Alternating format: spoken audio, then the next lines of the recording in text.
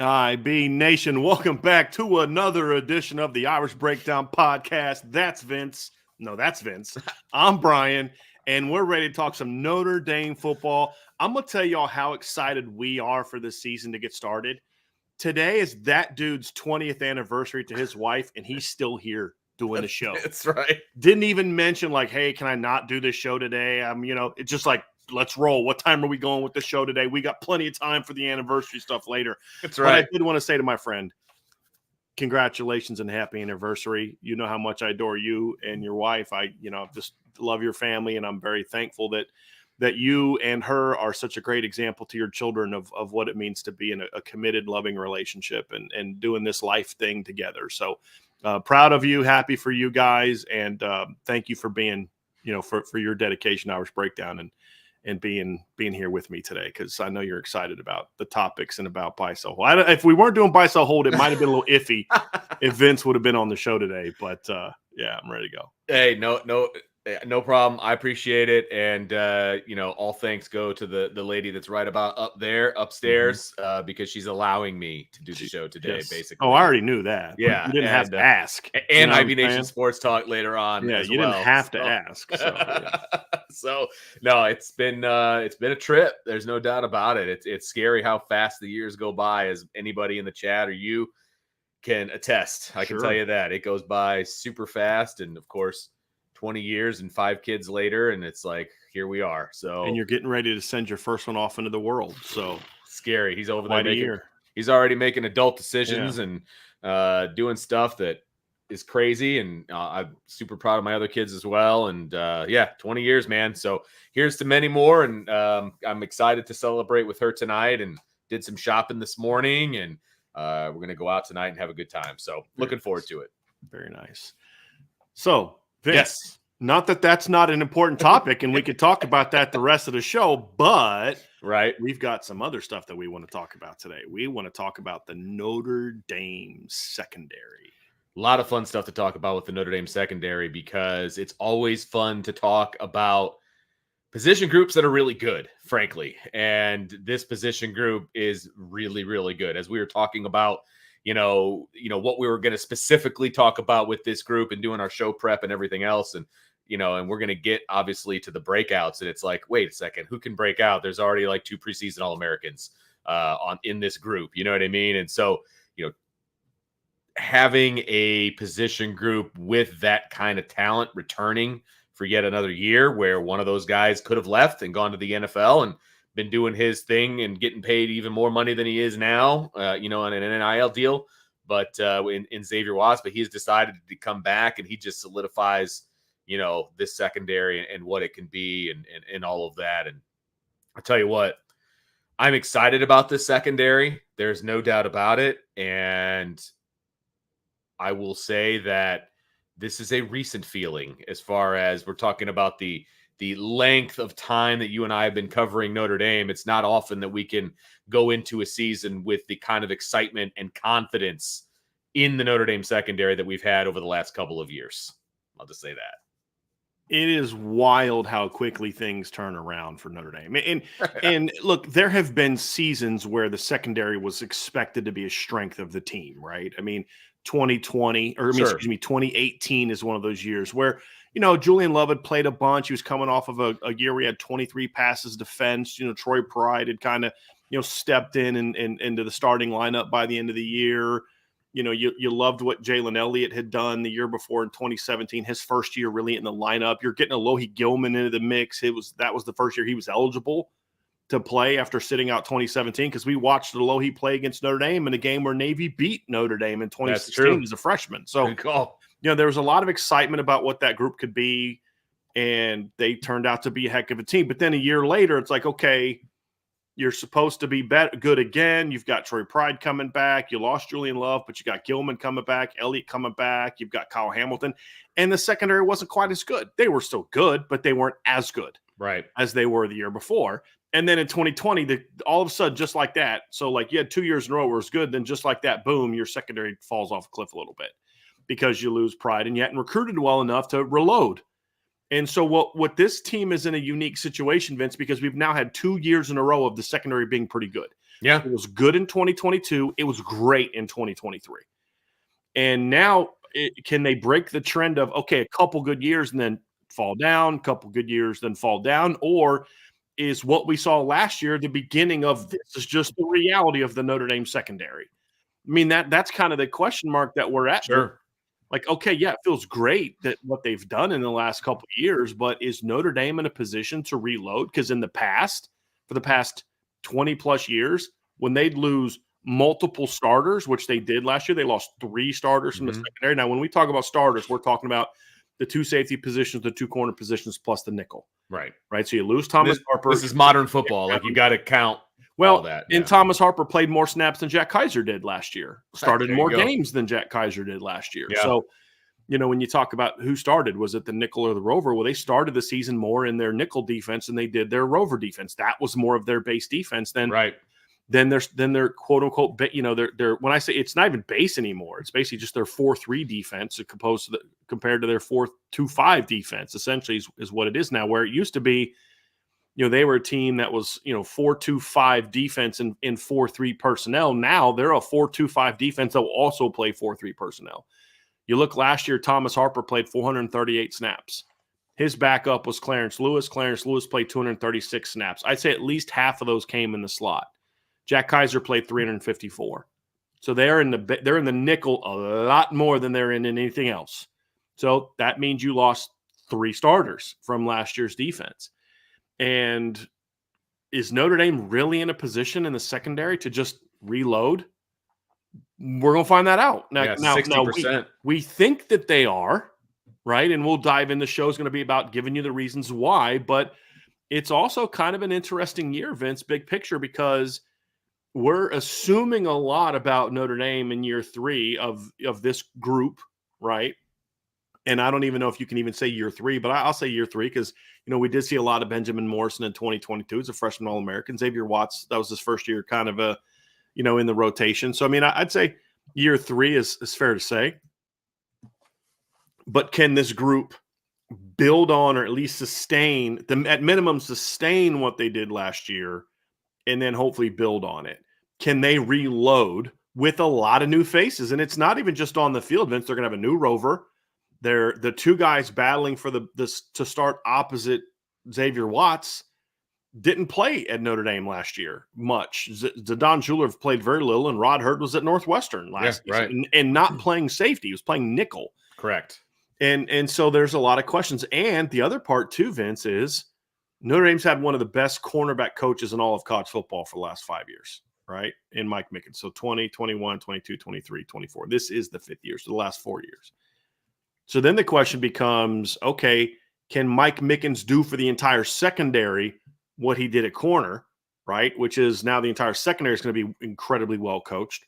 Or is the entire group going to take a little bit of a hit because he now can't focus all his time at corner and now he's spread a little bit more thin, so to speak. So, that's also a question. Now, I think you and I have our opinions of that, and I, because we've talked about it, we both think that they're going to be fine in that regard, but that's a projection. We got to see it happen now.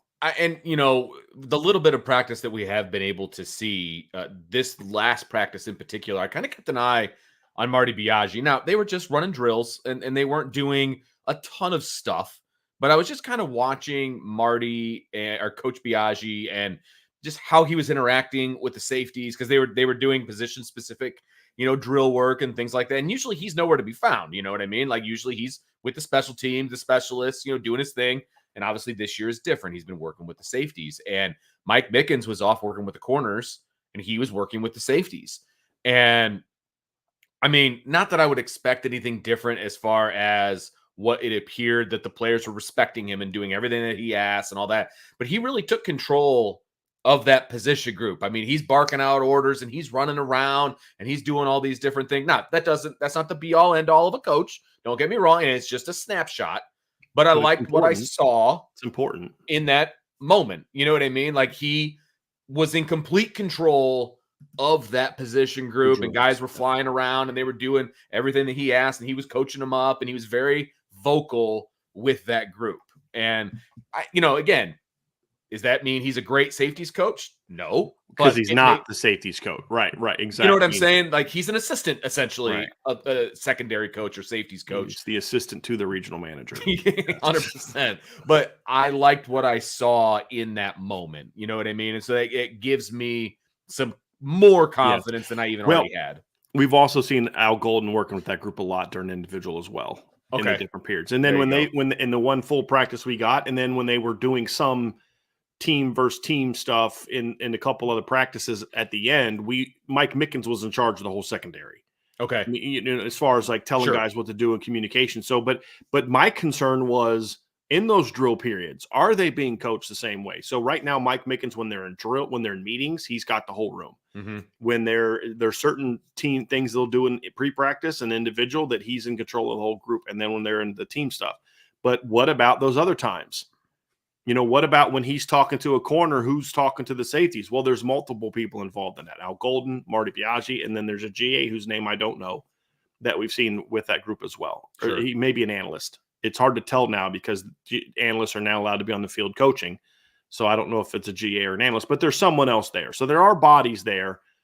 Now we have to find out if this group that's working with them is good, because there's two ways to look at it. One is it's really good when you have one coach that's talking to everybody.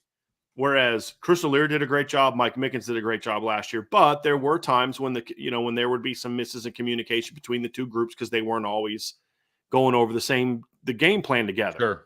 Because you know how it is, Vince. Sometimes like, hey, I think we're installing this correctly, but you may say something that's not quite what was meant or intended by the other coach, or just some things are different. So when your safety say something to your corners or vice versa, it may not register right away, and that could create an issue on miscommunication. Sure. Well, now there's no miscommunication because of that. It's just I'm the DB coach, and I'm the one giving these signals, and then Coach Biaggi and these other guys are working you through drills and individual and technique and things like that. And so we need to see it though, right? I mean, so I'm confident it's going to play out well, but now we need to see it. And we need to see if this group can still play at the high level that it did last season when it comes to limiting the big plays, because that's something this secondary was great at last year, especially in the pass game, was limiting big plays. Teams rarely, I'm trying to think of it now, like when Notre Dame gave up a big pass play. When I mean big pass play, I mean like a long pass play, like a play where like they got burned for a big gain that wasn't against their backups. Right. Because I mean, Pitt had a big play against Notre Dame's third string corner last year. I'm more talking about, teams that, games where it was good. So, I mean, you go through last season. I will say this. I'm trying to think of when that was, but I will say this, Vince. Navy should have had one. Navy had a big missed opportunity. That you remember that in the second quarter, I think it was. They had a guy that was pretty open, and they missed it. Just missed him. Yeah, they missed it for a big play. So I mean, there just weren't a lot of those opportunities against Notre Dame last year. And I don't remember times when teams were hitting balls down the field against Notre Dame. And I'm going through the season results, and I'm looking at opponents like Tennessee State's longest gain was 22 in the air. NC State's longest gain was 38, and I believe that came late in the game again when the game was kind of no longer in doubt. Sure. Central Michigan had a 37-yard gain. I believe that was also late in the game.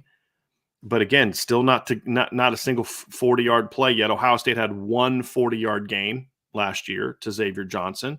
After that, their next biggest gain was only 23 yards to Emeka Egbuka. Now, that was a big 23-yard gain because it set up the final touchdown. But, let's see, get to the Duke game. Longest was 27 yards. Louisville game, longest was 18 yards. It's the longest play they gave up in the pass game to Louisville. USC, longest pass play was 21 yards to their tight end. Back-to-back games where the longest play given up was to a tight end.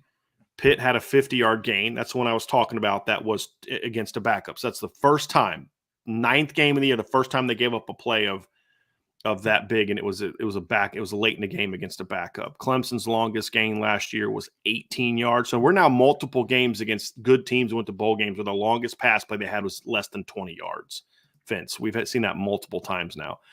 Wake Forest's longest gain was 17 yards last season. And then Stanford with Alec Ayamanor gave up a 53-yard gain to a running back out of the backfield. Do you remember that? It was a blown coverage to E.J. Smith out of the backfield. Wasn't against a defensive back. So you just didn't give up big plays. Does that continue this year? Right. Do they give up more big plays? Do they make more plays? Is that the new normal against Notre Dame? Or was last year just sort of that everything went right season? That's kind of what we're going to find out, because I don't know that Notre Dame is in a place yet, Vince, where we can just assume that these parts of the team are just going to keep being good. I think we can project it based on what we've seen, the talent coming back, things like that. But this is not a program that over a course of 6, 7, 8 years has just every year shown that, hey, this is what we do. This is who we are. Exactly. And so I think this year is big for that. I don't want it to come across like we don't think they can do it, or to diminish what they did last year. It wasn't fluky. Again, they played against Ohio State. They played against Clemson. They played against NC State. They played against Caleb Williams and USC. Like, they played against good teams. And it's okay, but can we be in a situation where this is just the new normal of Notre Dame? Limit the big plays. Like Benjamin Morrison, I think, gave up 3 touchdowns last year. They were all short. 2 of them were like scrambles. You know what I mean? It's like, it's just hard to beat this team through the air. Is that the new normal, or was last year just wow, everything went right for that football team? Which, Vince, let's be honest, we've seen that in the past, where Notre Dame had that kind of everything went right season. Sure. And then 2012 was part of that season. 2012 was part of it. I would argue pieces. like Bob Diaco's defenses were always good. Sure. They were never that good. Right. You go back to 2002, that great defense had in 02, 01, 03, not the same. Not even close to the same. Is this just the new normal at Notre Dame, like it is at Iowa, like it is at Georgia, like it is at Ohio State? And I say that at Ohio State because they had a couple down years, but those were the anomalies on defense. And then they fired that D coordinator and hired a guy who has made a career out of putting really good defenses on the field. So there's an assumption that I'm willing to give Ohio State on defense because of their history. That we need to, I think Notre Dame is there now too, but I need to see it. Yeah. And the secondary is going to be a big part of that. Right. Yeah, no doubt about that. It's going to be fun to watch. Obviously, I think the secondary has obviously a lot of talent. There's no doubt about that. They've got a lot of returning talent. They've got a lot of new talent. And the fact that, I hadn't really sat down and really thought about it, but if you assume that there's 5 starting positions, accurate, that the fact that they have to replace 60% of those starters. Now, the 40% that they're returning are really freaking good, but they still have to replace 60%. But to your point, they weren't great last year in the secondary just because of Xavier Watson, Benjamin Morrison. Absolutely. To your point. Absolutely. Cam Hart was exceptional. He got drafted. Thomas Harper had an excellent season coming over from Oklahoma State, where he was coached by Jim Knowles. Who's now doing some great things at Ohio State. And then, of course, DJ Brown had the best year of his career. Right. So now you say, well, DJ's not as big of a loss because he wasn't as physically talented. But the one thing about DJ was he was always in the right place in the pass game. Now, look, okay, yeah, you got to catch that ball against Ohio State. But again, he was where he was supposed to be. Absolutely. And that's what you got to, you've got to try to replicate that some way, somehow, with a much different looking group. No doubt. That's going to be the big key. It's going to be a very big key.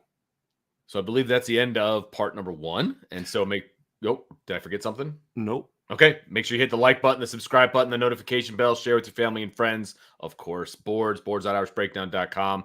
There's a wonderful intel piece on there right now about recruiting. You're going to want to be a part of the board, so you can check that out. It's big news. I'll just put it that way.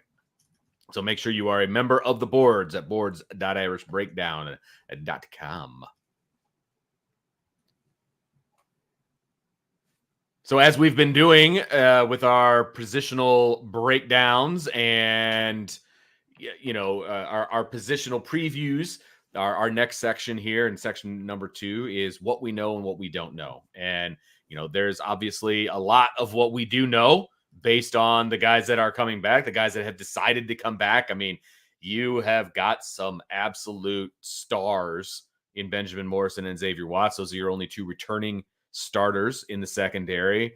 And thank goodness Xavier Watts decided to come back. I will just say that, because otherwise Notre Dame would be looking at 4 out of the 5 new faces in the secondary. And I love the fact that the reigning defensive player of the year nationally decided to come back to Notre Dame and really hone in his craft. And so, we know who Benjamin Morrison is. We know who Xavier Watts is. They're preseason All-Americans. These are the guys that are the leaders on this defense, in the secondary, on this team, frankly, as well. And I mentioned it in our practice report yesterday, just watching Xavier Watts go through, even just drills and things like that. He just has an ease about him. You can just tell mentally he's in a good place. You can just tell that physically he knows where he's supposed to be. He's doing what he's supposed to do. I mean, this is, I don't want to say this is his victory lap at Notre Dame, because that's not really the right connotation that I want to make, that I want to spin on it. But this is the first time really in his career that he is the most settled and the most just, hey, this is who I am. This is where I'm going to be. This is where I've excelled, and I'm going to continue to excel in this position. And I'm a leader on this team. Like, you can just see it in the way he carries himself. And that's just exciting to see. It's his most confident too, Vince, because he's always been a confident player in himself. I'm not talking about that. I'm talking about confidence in that there's no doubt he knows what he's doing now. Correct. He knows where to be. He knows the timing of when to get places. One of the things that you look at Xavier Watts too is, there was definitely a push for him to leave last year. The good news is Xavier had a supporting cast around him that forced him to look at pros and cons of the decision. Sure. And we're honest with him about, look, this is where you are. This is what they love about you. This is areas where your game needs to get better. And Xavier made a pretty quick decision. And from what I'm told, like, there were some people saying, well, hold on now. Yes, we're good with you coming back, but let's just make sure you've really thought this through. And he was like, yeah, I've thought it through. I got a lot more I want to prove. Yeah. As a player and from a team standpoint. And that's why I just had zero doubt that he was going to come back with the right attitude. Because sometimes you wonder, you have this All-American breakout season. Do you start thinking you're the man now and you can maybe not have to work as hard this day, or this is going to get handed to you, or this is the entitlement thing that you think you deserve because you were an All-American last year. Right. I've heard zero of that about Xavier Watts. And his whole process for making a decision to come back is kind of why you feel comfortable with that. Now, does that mean he's going to play as well as he did last year? It doesn't guarantee it. It just means if he doesn't, it's not going to be because of a lack of effort. Right. Now, when you look at Xavier Watts, we've talked about this before, Vince, I don't expect his numbers to be the same as last year when it comes to interceptions. It would be hard. It would be difficult. Yes. He tied for the nation lead. You don't see that. I've pointed this out before. I made sure that the right people knew this, during this decision-making process. But, I've pointed this out before, but Todd Light, when he kind of broke out in 1989 as a star player at Notre Dame, had 8 interceptions. He was a unanimous All-American, Todd Light was. And, obviously just a heck of a player, right? Comes back the next year at Notre Dame after being a unanimous All-American in 1989, and he has 2 interceptions. And he was a consensus All-American. Now, was Todd Light not as good that year because his numbers weren't as good? Or was it because teams didn't throw at him as much because they didn't want to get picked off all the time? He was excellent. He ended up being a top 5 NFL draft pick coming out after that next year, but the opportunities weren't there as much. Right. Benjamin Morrison had half the interceptions last year he had in 2022. Is that because he wasn't thrown at as much? Well, in sheer numbers, no, it doesn't mean that. He was thrown at almost as much last year as he was the year before, but it was the type of throws. It was quick game. It was stuff that he can't pick off. It it was not the same. Let's attack him down the field and put him in those situations. They didn't throw crossers against him like they did the year before. And Xavier's going to go through a little bit of that, where it's like, look, the interceptions might not be there as much because teams aren't just going to throw at him the way that they had in the past. What Xavier's is about is, look, make more of the regular plays. That's what's needed. Like, he's going to be a playmaker, Vince. He was a playmaker last year. He may not have as many interceptions, but Benjamin Morrison went from 6 interceptions to 3 in year 2. But he went from 4 pass breakups in year 1 to 10 in year 2, right? It's just he's not getting as many of those pick the pass off opportunities as he was. Opportunities. You're not throwing late into the boundary in 2023 like you might have in 2022, which got a couple of his interceptions. You know what I mean? But you're still plenty of chance for him to make plays on the football, and he made a lot of plays on the football. And Xavier's going to get plenty of chances to make those type of plays. So have that big hit that knocks the ball out, the pass breakup, jumping a crossing route that takes away what a quarterback wants to do. He then has to go to his next read, and all of a sudden somebody else gets an interception, where in reality Xavier forced that by jumping the quarterback's number one option, right, and throwing somewhere else. And then, of course, the last thing is going to be tackling. That's the biggest thing for Xavier Watts this year, Vince, that he's going to have to prove upon is tackling. He tied for the team lead last year in missed tackles. And that's something that I want and need to see him get better at this season is be a more sure tackler. And that's one of those things that does come with experience, because he's not a guy that's played a ton of safety in college. He was a guy that played receiver his first 2 years, then played both positions in 2021. And even I think it was early in 2022, they were still cross-training him because of the lack of depth at receiver. Even in 2022, he was still having to play both ways. So that's going to be the big thing for Xavier. But at the very minimum, he's going to be an excellent player once again. And you need to see, you need to see him continue to improve his game and build on the things that he's going to be asked to do. And thrive at it. And then with Benjamin Morrison, same thing. It's like, look, teams aren't going to go at you as a whole lot. You've got to be patient. You've got to be consistent. You've got to trust yourself better. Don't get grabby like you did at times last year.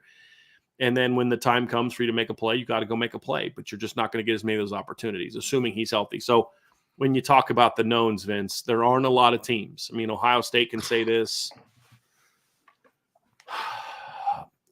That's about it. That I think you can say you've got a guy that is in the debate for the best safety in college football on your team, and you've got a conversation for the guy that's the best cornerback in the game on your team. And because Ohio State's got Caleb Downs and Denzel Burke.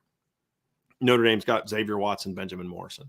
I really think those, now Georgia's got a debate for the best safety in the game, and Malachi Starks, and Iowa's got, debate about the best corner in the game with the kid they have, and Michigan's got one of the best corners in the game in Will Johnson, but especially with Rod Moore being hurt, they don't have the safety that you can look at and say, hey, that's, so that's what I'm saying is there's nobody else outside of Ohio State that you can look at and say, you've got two of the very best in the business, one at safety, one at cornerback.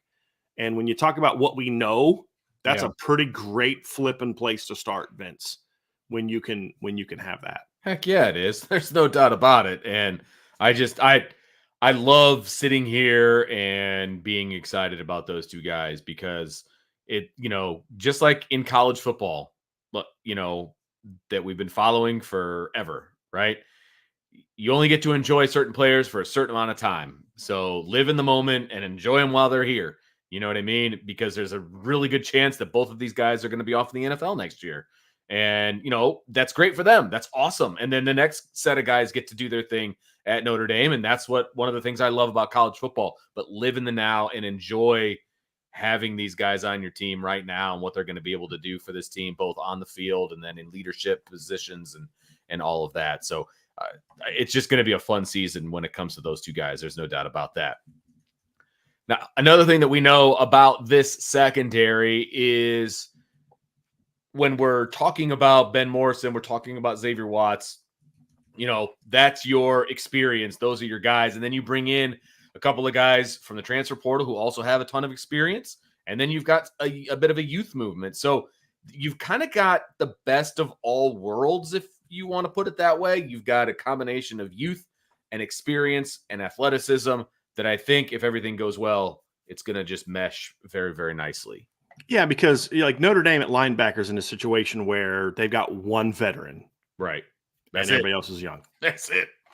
And then the defensive line, you've got a little bit of that nice blend, but you almost kind of have too many veterans for the young players to making it. Not too many, like it's a problem, but there's too many for the young players to kind of make the kind of impact they're going to be needed to make in the secondary. Because that's the one concern about the safety or the secondary position is there are some young sophomores that have to play this year. Like Christian Gray has to play, whether that's as a starter or as a backup, but he's going to have to play. Don Schuler is going to have to play. Luke Couch is going to have to play. They don't have anybody else. Right. That's a concern. But in this situation, Vince, to your point, you've got Benjamin Morrison as a leader by example at the corner position. You've got Jordan Clark, who's a sixth-year player that's been a captain. You've got Rod Hurd, who's a fifth-year player. And I'm going to look this up, Vince, but I thought – I could be wrong. I know Jordan Clark was a captain, but I thought Rod Hurd was also a captain at Northwestern. Really? Yes, he was a team captain at Northwestern last year. Okay. Yes, I just looked it up. Wow. And then Xavier Watts obviously is a leader. So you've got two new guys coming into your lineup, a fifth-year guy and a sixth-year guy, and they both served as team captains on their football teams. And I'm pretty sure Jordan Clark was as well. I'm just going to look that up real quick because I could be mistaken on that one as well. But that's a good place to be, Vince, because now you're not asking those young guys like with Drake Bowen, for example, middle linebacker. Drake Bowen is a guy that you look at and say, "Hey, man, like you're in a situation, Vince, where, dude, you're the Mike. I know we got Jack as a team leader, but you're the Mike. You've got to be a leader. You've got to do this. You've got to do that. Like we need you to do more than just your job." You've got to do the job of what a quarterback just can't do his job. He's got to set protections. He's got to get guys lined up. He's got to make sure that the boundary receivers at the proper depth outside the tackle. He's got to make sure that the guys outside are both on the line. Like you've got to do all that stuff because I've always felt this as a quarterback. Like when I coached, obviously when I coached receivers, it was different. I would get on my guys for making mistakes. I wasn't like, well, the quarterback was supposed to tell you. No. But when I was a quarterback and a quarterback's coach, it was absolutely, if they're lined up wrong, that's on you because you determine when the ball snapped. I mean, literally no one else determines when the ball snapped because the center's not going to snap it till you tell them to. So if guys aren't lined up, that's on you. Mm-hmm. That's what certain positions are asked to do. With the young players in the secondary, there's not as much of that. You don't need Christian Gray to be vocal or be elite. You just go do your job. You don't need a Don Schuler and Luke Talich to be that guy. Now, what we've seen from Adon in practice is Adon is just that guy anyway, but you don't need him to be that. Meaning if he's going to be that, it's just natural for him. And which means, because when you force a guy to have to do more than he's maybe ready to do, that only adds pressure to him. When a guy's just naturally that way, Don's just naturally that kind of way, then it's not an extra burden on him. It's Adon being Adon. Right. And so like that was a little bit of what the issue was for Luke Talich last year is Luke wasn't ready yet, but they needed him to be ready. So they pushed things on him.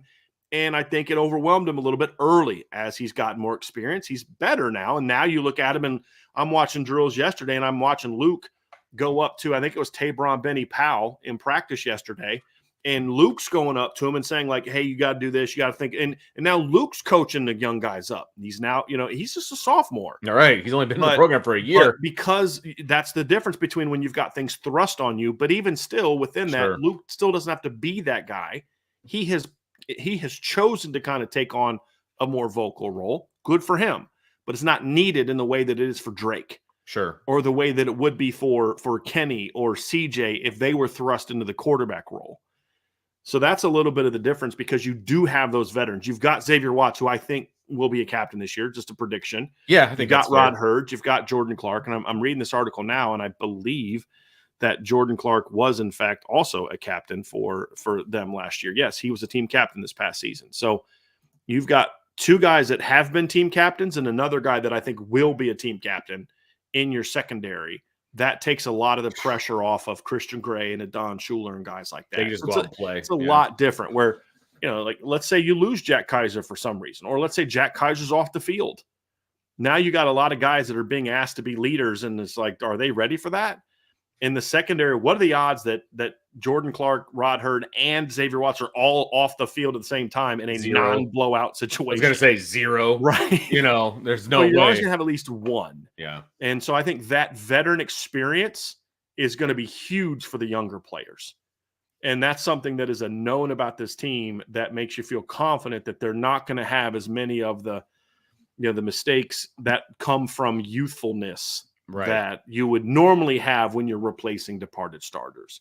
It's not often you replace a departed fifth-year senior, departed sixth-year senior with a fifth-year senior and a sixth-year senior. Right. And that's what they're doing. It's usually you replace a guy, like corner. Cam Hart's gone, and you're going to replace him with a sophomore or a junior. Yeah, you know what I mean? Maybe a sophomore. You look at Joe Alt leaves, and you were going to replace him with a redshirt freshman until before Charles Jagusah got hurt. Like, that's normally how it goes. You lose Audric Estime, and you're replacing him with a sophomore and a redshirt sophomore. That's normally how it goes. Where in Notre Dame's case, they're losing a fifth-year senior at nickel, and they're replacing him with a sixth-year senior. They're losing a sixth-year senior at safety, and they're replacing him with a fifth-year senior. Like, okay. Like, youth won't be an excuse for why Notre Dame isn't good in the secondary this year. No, not at all. And you know who's not going to take any of those excuses? Mike Mickens, the other known, Marcus Freeman. I was going to say, the other known that we have is that they've got arguably, and maybe not even an argument, one of the best secondary coaches in the country in Mike Mickens. And he has proved himself not only at Notre Dame, but also his previous stops and who he's been able to identify in the recruiting world, bringing them in and then coaching them up to be who they are. And again, we kind of dove into it a little bit, so I don't want to rehash it completely, in the first segment, but look, Mike Mickens now is in charge of the entire secondary, not just the cornerback group. And my opinion, and I believe you share the same opinion, is that he is going to raise the level of play across the board. And now that his Midas touch is not just on the corners, but on the entire secondary.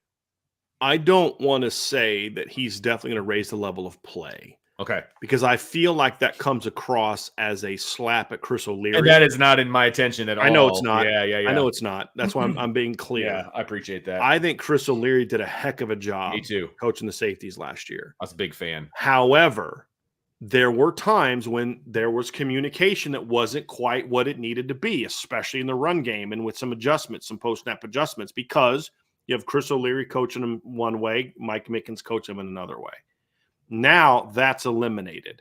One of the things I had in the big summer intel piece, Vince, was there's a lot more camaraderie within the entire secondary than there was last year. Like last year, the safeties hung out together and the corners hung out together by and large. Now they were all friends, but when I mean hang out together, I mean in football terms. Like, right.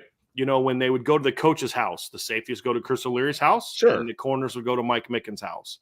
When they were in meetings together, the safeties went with the Chris O'Leary and the corners went with Mike Mickens. So I'm not saying like they didn't hang out and they weren't friends off the field. I'm just saying like in a football sense, they weren't together a whole lot. Right. Except when they got out on the field.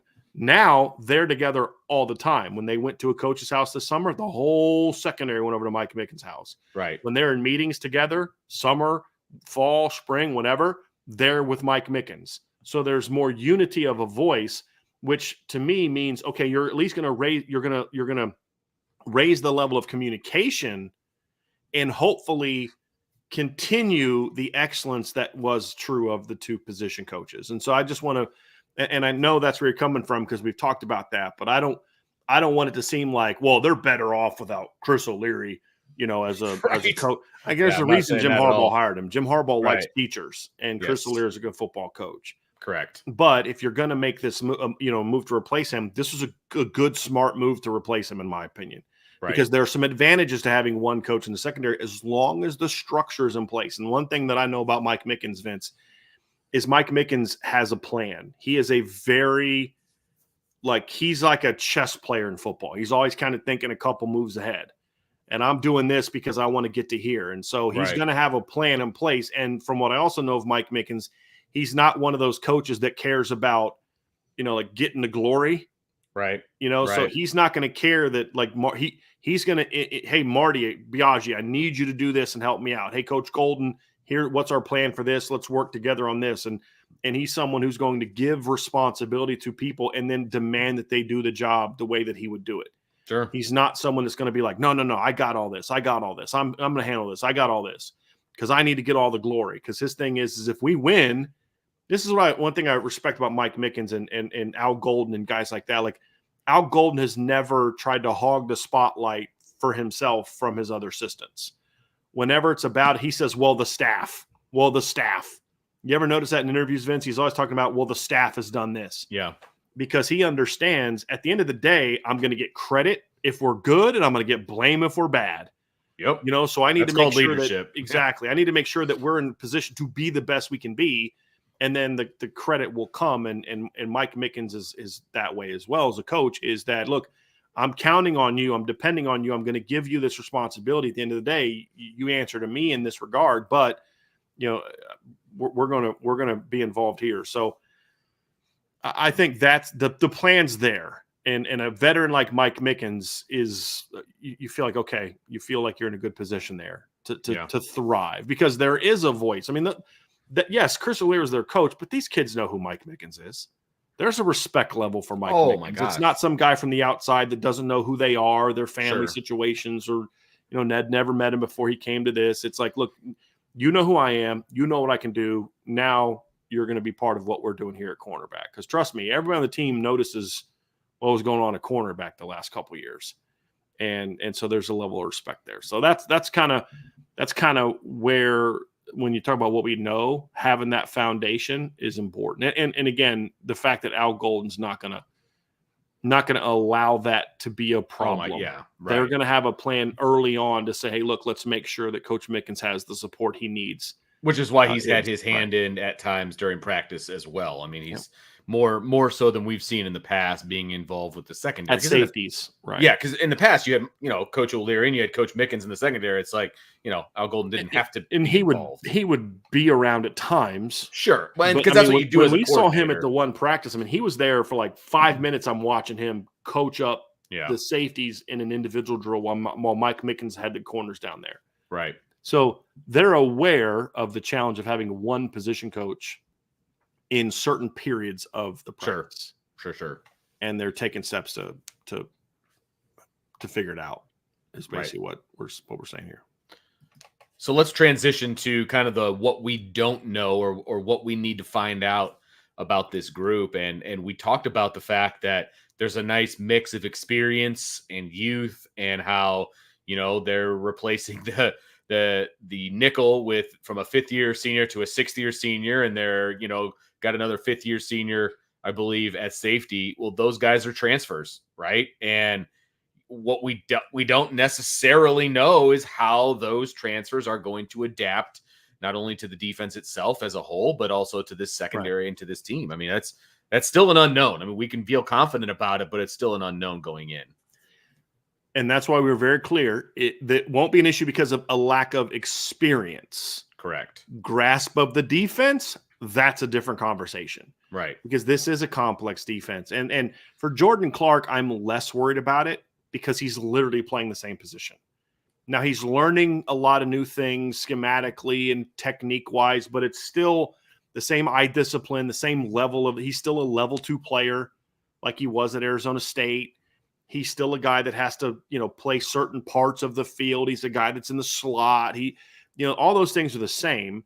So now it's just, okay, I got to learn a new defense. Look, this is a 6th-year senior team captain whose dad played in the NFL. Right. And his dad was not a freaky athlete. His dad was successful because he was smart. And Jordan's successful not because he's tall, because he's short. It's not because he's fast, because he isn't. He's a good athlete, but he's not an elite athlete. He's a good football player and a guy that Notre Dame coveted because he's smart. And so I think he's going to pick the defense up well. Thomas Harper picked it up just fine. So I think Jordan Clark will pick it up fine as well.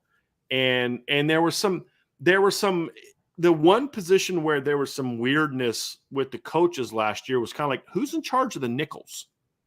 Because like sometimes it would be a safety, sometimes it'd be a corner, and then like a guy like comes in like Thomas Harper, and he's like, well, what is he? Yeah. And where now it's like, okay, they're all part of the same group anyway. Yeah.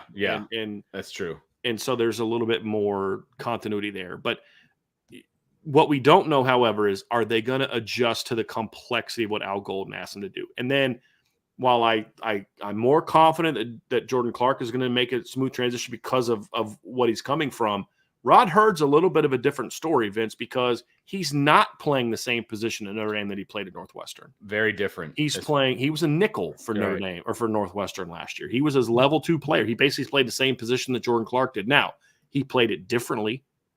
And the way that they used their nickel was kind of like a lot of the things he was asked to do are going to be very similar to what he's going to be asked to do as a safety at Notre Dame. It's just from a completely different spot on the field. Right. That's the difference. Right. Now, the good news is he has played a little bit of safety in his career. He's got 74 snaps, according to Pro Football Focus, as a safety. And his first 2 years in the lineup at Northwestern, he was a corner. So, like, he's played other things that should help him see that position better, but it is still new. It's a different level of communication. It's a different line of sight type of situation. How's he going to handle it? And I think that's a fair thing to say as a what we don't know, Vince. Now, based on what you and I have seen so far, I think he's going to be fine. Agreed. But being fine in a practice period in the first 5 periods is like, if you can't figure it out then, you're really in trouble. But how does he look when Notre Dame's running high-low concepts and running post-snap switches and things like that? And when teams are running 2 guys deep and bringing another guy under, or running trail routes or follow routes or all these type of things, that's a whole different animal than what we've seen from him so far. And we don't know, we just haven't seen it. Right. I mean, he almost picked off CJ Carr the one day we did see some 7-on-7 stuff. So that was good to see. But it's, there's a ways to go there because he was not here in the spring. He was with the team like Bo Collins, but he wasn't taking practice reps. He was in meetings, he was in drills, he was watching film. And I think he was actually still living in Illinois too. He was commuting back and forth. I thought it was the other way around. Okay, I could be, but he was commuting. Yes, he was there. Right. And look, Evanston isn't that far away. No, I mean, it's not. And you can bunk on it. And there were times he wasn't around Notre Dame because he had a class or a test or whatever. But the way that his class schedule is set up, he wasn't there 5 days a week. Correct. So I was under the impression, Vince, he lived here and was finishing school there, but I could be wrong. Either way, the point stays the same. It's the same drive, right? Exactly. You know what I mean? Yes. It's just where he put his head down at night might be different, right? And it doesn't matter one way or the other. But no, it doesn't. The point, however, is that there was a lot of that back and forth. Yeah, which is a lot to juggle. Bo was able to do some things like from distance. Correct. Rod had to be in person because Bo was working on an undergrad. Rod was working on a master's. That's the difference. Then there's a difference there. Yeah, and it's a little easier to kind of finishing up some of your credits online when you're finishing up your undergrad degree, than it is getting a master's. Right. So anyway, that is one of the unknowns that we don't have. Now, I'll say this. Here's a bit of good news when you talk about Rod Hurd and what he has to the defense. One of the things that Notre Dame's going to have to improve upon this year, Vince, is tackling. This team is going to have to do a better job when it comes to tackling. They were not a good tackling team last year, as we've talked about. Jordan Clark, obviously, is a guy that needs to improve in that regard as well from what we saw in him on film. But Rod Hurd was a very good tackler at Northwestern. So here's some numbers for you, Vince. I love numbers. So this is according to Pro Football Focus, right? Last year, they had Rod Hurd down as playing 853 snaps. Xavier Watts played 708 snaps. So that is what? 150 difference. 145. Yeah. If I'm doing the math correctly. Xavier Watts had 13 missed tackles last year. Rod Hurd had 10. So if you look at his missed tackle percentage, and Pro Football Focus does a percentage of what your missed tackle percentage is, missed tackles compared to opportunities. They had Xavier Watts as an 18.8% missed tackle percentage, and obviously the lower, the better. Right. And let's see what DJ Brown last year had a 13% missed tackle percentage, and Ramon Henderson was at 17.6. Rod Hurd was at 10% last year, missed tackle percentage. So he had a much lower missed tackle rate last year than he had in previous seasons, but then also compared to what Notre Dame had. Here's another little note for you, Vince. He had 34 run stops last year in that defense. and Notre Dame starting Rover last year had 17. And so like when that's obviously very productive. And if you kind of like to see that. Now, that's Thomas Harper played a lot less snaps, but my point is he had a lot of opportunities to make a lot of tackles, which means you also have opportunities to miss tackles, right? And he didn't. He was a very steady tackler last season. Now you hope he can continue that and take that into this season. He's a better athlete than what they had last year in the starting lineup, and he's a lot smarter than what they had coming off the bench. I don't mean Ramon wasn't a smart human being, but Ramon just wasn't a real smart, instinctive football player. I mean, you and I both know, Vince, I've met some wicked smart people as human beings, great kids, great people, very book smart. Football is not their thing. Just like you and I have both met some people that, can I'm just be harsh about it, not very intelligent in any other area, but they are wicked smart when it comes to X's and O's and things like that. Right. They can barely tie their own shoes, but they're really smart when it comes. Believe me, we've all met those kinds of people, and it blows my mind. Right. But it's not surprising. I mean, just like some people are great at math, but not great at science. Yeah. I mean, it's just like, this is your passion. This is the gift that you were given, and you are going to maximize it. And you prioritized it. Maybe you should have prioritized some other things or whatever, but you and I have met this where some kids just don't have that feel for the game. I mean, I coached a receiver when I was at Christopher Newport. That was, our best athlete. He was a dynamic athlete. Legit 4.5 at that level, like borderline 4.0 student. The hardest kid I had to coach, not just because he was stubborn, but he didn't have that natural feel for football. Do what you're asking him to do. Right. Right. Now, half the teams probably ask him to write, papers for him. You know what I mean? But when it comes to the board, he's not the guy I'm going to ask to lead my group in a board meeting. You know what I mean? So that's just kind of how it goes, and totally get it. Yeah. Yeah. Totally get it. So as we move forward with some of the things that we need to find out about or things that we don't know coming in, and we talked about the fact that there are 3 open positions essentially in the secondary. They have to replace 3 guys that were starting last year. And we kind of talked about 2 of those spots just now. Well, the 3rd spot is huge shoes to fill, frankly. Biggest of all of them. Massive shoes to fill. Absolutely. And it's Cam Hart. And they're going to have to replace Cam Hart. And can they replace Cam Hart in the aggregate? Using some Moneyball terms, can 2 guys replace what Cam Hart was able to do from a productivity standpoint? Is there one guy that's going to be able to do it? Can they do it at all? I think that's a really, really good question, and something we're going to have to find out about, because Cam Hart for the past 2 years was just really, really good. Like Cam had a bit of a hamstring injury at the beginning of 2022, and he wasn't great early. But when he got healthy around the week after the Carolina game, by the end of the year, he was brilliant. He was amazing down the stretch. And then, of course, last year was just excellent. Right. He, to me, is the hardest guy to replace in the secondary, if not the entire defense. The only other guy that, to me, is even in the conversation is J.D. Bertrand, absolutely. Just because of all the different things that J.D. brought to the table. Like, those are the 2 biggest shoes to fill on defense, with all due respect. And and part of that's because, at some of those positions, you're bringing in veterans. You're bringing in R.J. Oben to replace, John Baptiste. Now, if Josh Burnham also steps up, Bryce Young, that's great. But, that's your insurance policy. Same with Rod Hurd. Same with Jordan Clark. And here now it's like, okay, you feel like, but what I will say about this position, Vince, I do feel like there's a good floor here. Now, will they be as good as Cam? Don't know the answer to that. Sure. But I don't think it's going to be a huge drop off, because I think these are good football. Jaden Mickey's a good football player. Christian Gray's a good football player right now. Are they top level football players like Cam was last year? That's more up for debate. But it's not going to go from like when Julian Love got hurt in 2018, it's like, go on the attack. Like they can't, but the question is, okay, but how good can they be? I think that's really the question mark. And I think Jaden Mickey has a higher floor than Christian Gray. Christian Gray has a significantly higher ceiling. But is Christian going to be ready to show that this year? Is he going to be ready to show? Is he just going to be good this year and becomes a star next year?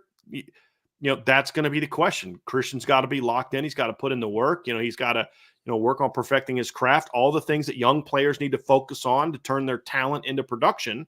And that's not specific to Christian, like he doesn't do those things. That's just true of all talented young players.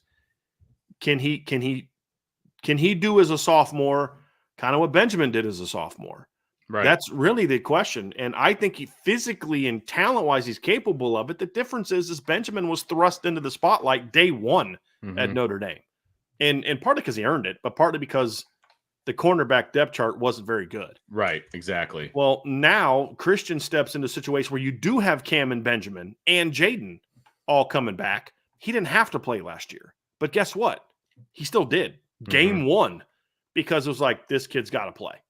So to a degree, Christian forced himself into that role. But here's the question, Vince, and you and I always talk about this. Just because you were good as a backup doesn't mean you're going to be good as a starter, because it's a whole different level of expectation. Yep. And so that's going to be the question. Is I love the talent at this position, especially with Christian Gray. I mean, look, I love Jaden Mickey's toughness and his strength and his demeanor, and the story is amazing. Absolutely. And he's going to be a part of this defense. He's going to be an important part of this defense. But at the same time, this team, and we've said it before, I'll say it again, they need the light to go on for Christian Gray. This is a much different secondary if Christian Gray forces his way into the starting lineup. Much different secondary. Now, there's a chance they both may start the opener if Benjamin Morrison can't go. My expectation and from what I'm hearing is Benjamin's going to play. I mean, he's already in. He's in practice, and he's not doing tackling and things like that. So I would assume so. Right. But agreed. Look, and I love Jaden, but again, what are we talking about, Vince? We're talking about competing for a championship. And Jaden Mickey can help you win a championship as your third corner. Christian Gray helps you win a championship as your number one or number two. And that's really what it comes down to for me, is can the light go on for Christian? I believe, Vince, they're going to have a very good secondary this year.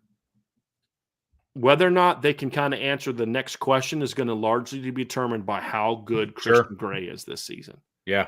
That's the I know the talent. What I don't know is the talent ready to turn into production? Is the potential ready to be is Christian Gray ready to put the word potential in the rearview mirror with him? And now it's about who I am. The now, yeah.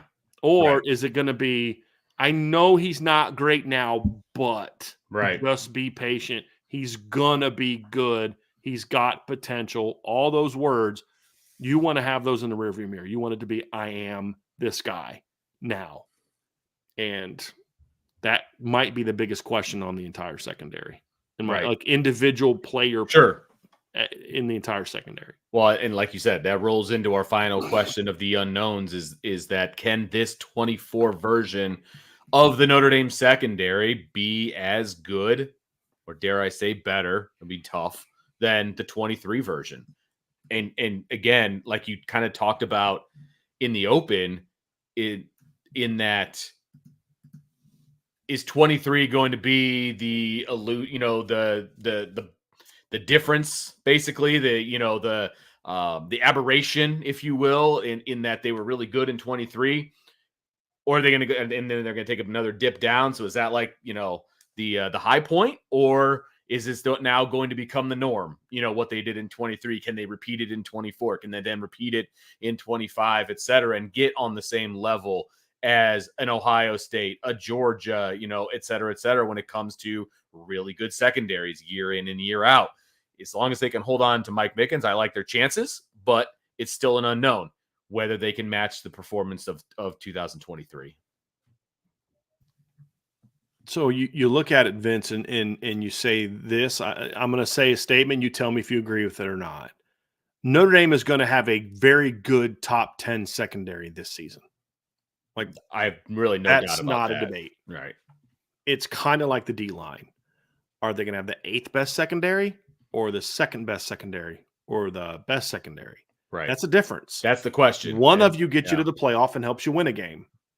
Another one helps you go compete for a championship. Yeah. And it's those two kind of together, right? But just right now, the focus on the secondary. I have no doubt they're going to be good again. No doubt. The question is, can they be elite again? And I think by and large, the secondary was elite last season. Yeah, there was a play here, play there. Everybody has those. Notre Dame's not the only team in America that had a safety drop an interception. Right. But you look at it and say, okay, but can they be that again, if not better? I think this secondary has a chance to be better than it was last season, because I think there's a chance they could be better at 5 spots, 4 or 5 spots. I have a hard time believing they're going to be better at field corner than they were last year. That's going to be tough. I mean, now, they could be better at certain things. You didn't always have Cam. You didn't want Cam to be a guy that's just going to go out and line up and play cover 1 all day. They'd use him on different things. Maybe they're better in certain things, but I have a hard time believing that they're going to be better than what Cam was last 100%, year. right. Now, could Christian Gray in 2025 be better than what Cam was in 2023? It's possible. It's hard for me to envision them being better. The question is, just still be good there. Don't take a step back to where you're not, as you're just like, it's a way worse than we were. Just still be good. That's all I ask of Jaden Mickey and Christian Gray. Just be good. You don't need to be a star. They just need to play to their ability. They don't have to play. Right. They don't have to be Cam Hart. Right. And I think that is, I don't know if you directly say that, but it's like, look, man, just be you. You guys have talent. There's no doubt about it. They just have to be different. Right. Jaden is more like Cam was in how you use him. Christian is more like Benjamin in how you can use him. Right. So how do they pair those together? That's the question. But just be good. Benjamin has a chance to be better than he was last year. Xavier has a chance to be better than he was last year. I think Jordan Clark has a chance to be better than Thomas Harper. That's not going to be easy because Thomas was a really good football player for Notre Dame last year. He's not as strong or as fast as Thomas Harper was, but he's a little bit more instinctive. A little bit, short area quickness is a little bit better. Those are things that you look at and say, okay, he's going to be good. Is he going to be better? It's possible. Long way to go. Yeah. The position where I'm most confident they're going to be better this year than they were last year, honestly, is the boundary safety spot. Like, this is a pure projection on my part, Vince. And that's why it's an unknown, because I don't know. I'm very confident, however, that the combination of Rod Hurd and Don Schuler, maybe Luke Talich, depending on how they use all the safeties, is going to be better than DJ Brown and Ramon Henderson. And if Rod Hurd's as good as DJ Brown was, they're going to be better, because I think Don Schuler is going to be better than Ramon Henderson. Ramon was not good. He was the one guy in the secondary that was just not a very good player last year. Like, Clarence Lewis was good when in the slot. He had some trouble at times, and they had to play him outside, which is why he didn't play a lot of outside last year. It's why Christian and Jaden did it. But when you had him in the slot, Clarence was fine. He was a solid football player. Ramon was just not good. When they put Ramon Henderson in the game, he was just not good.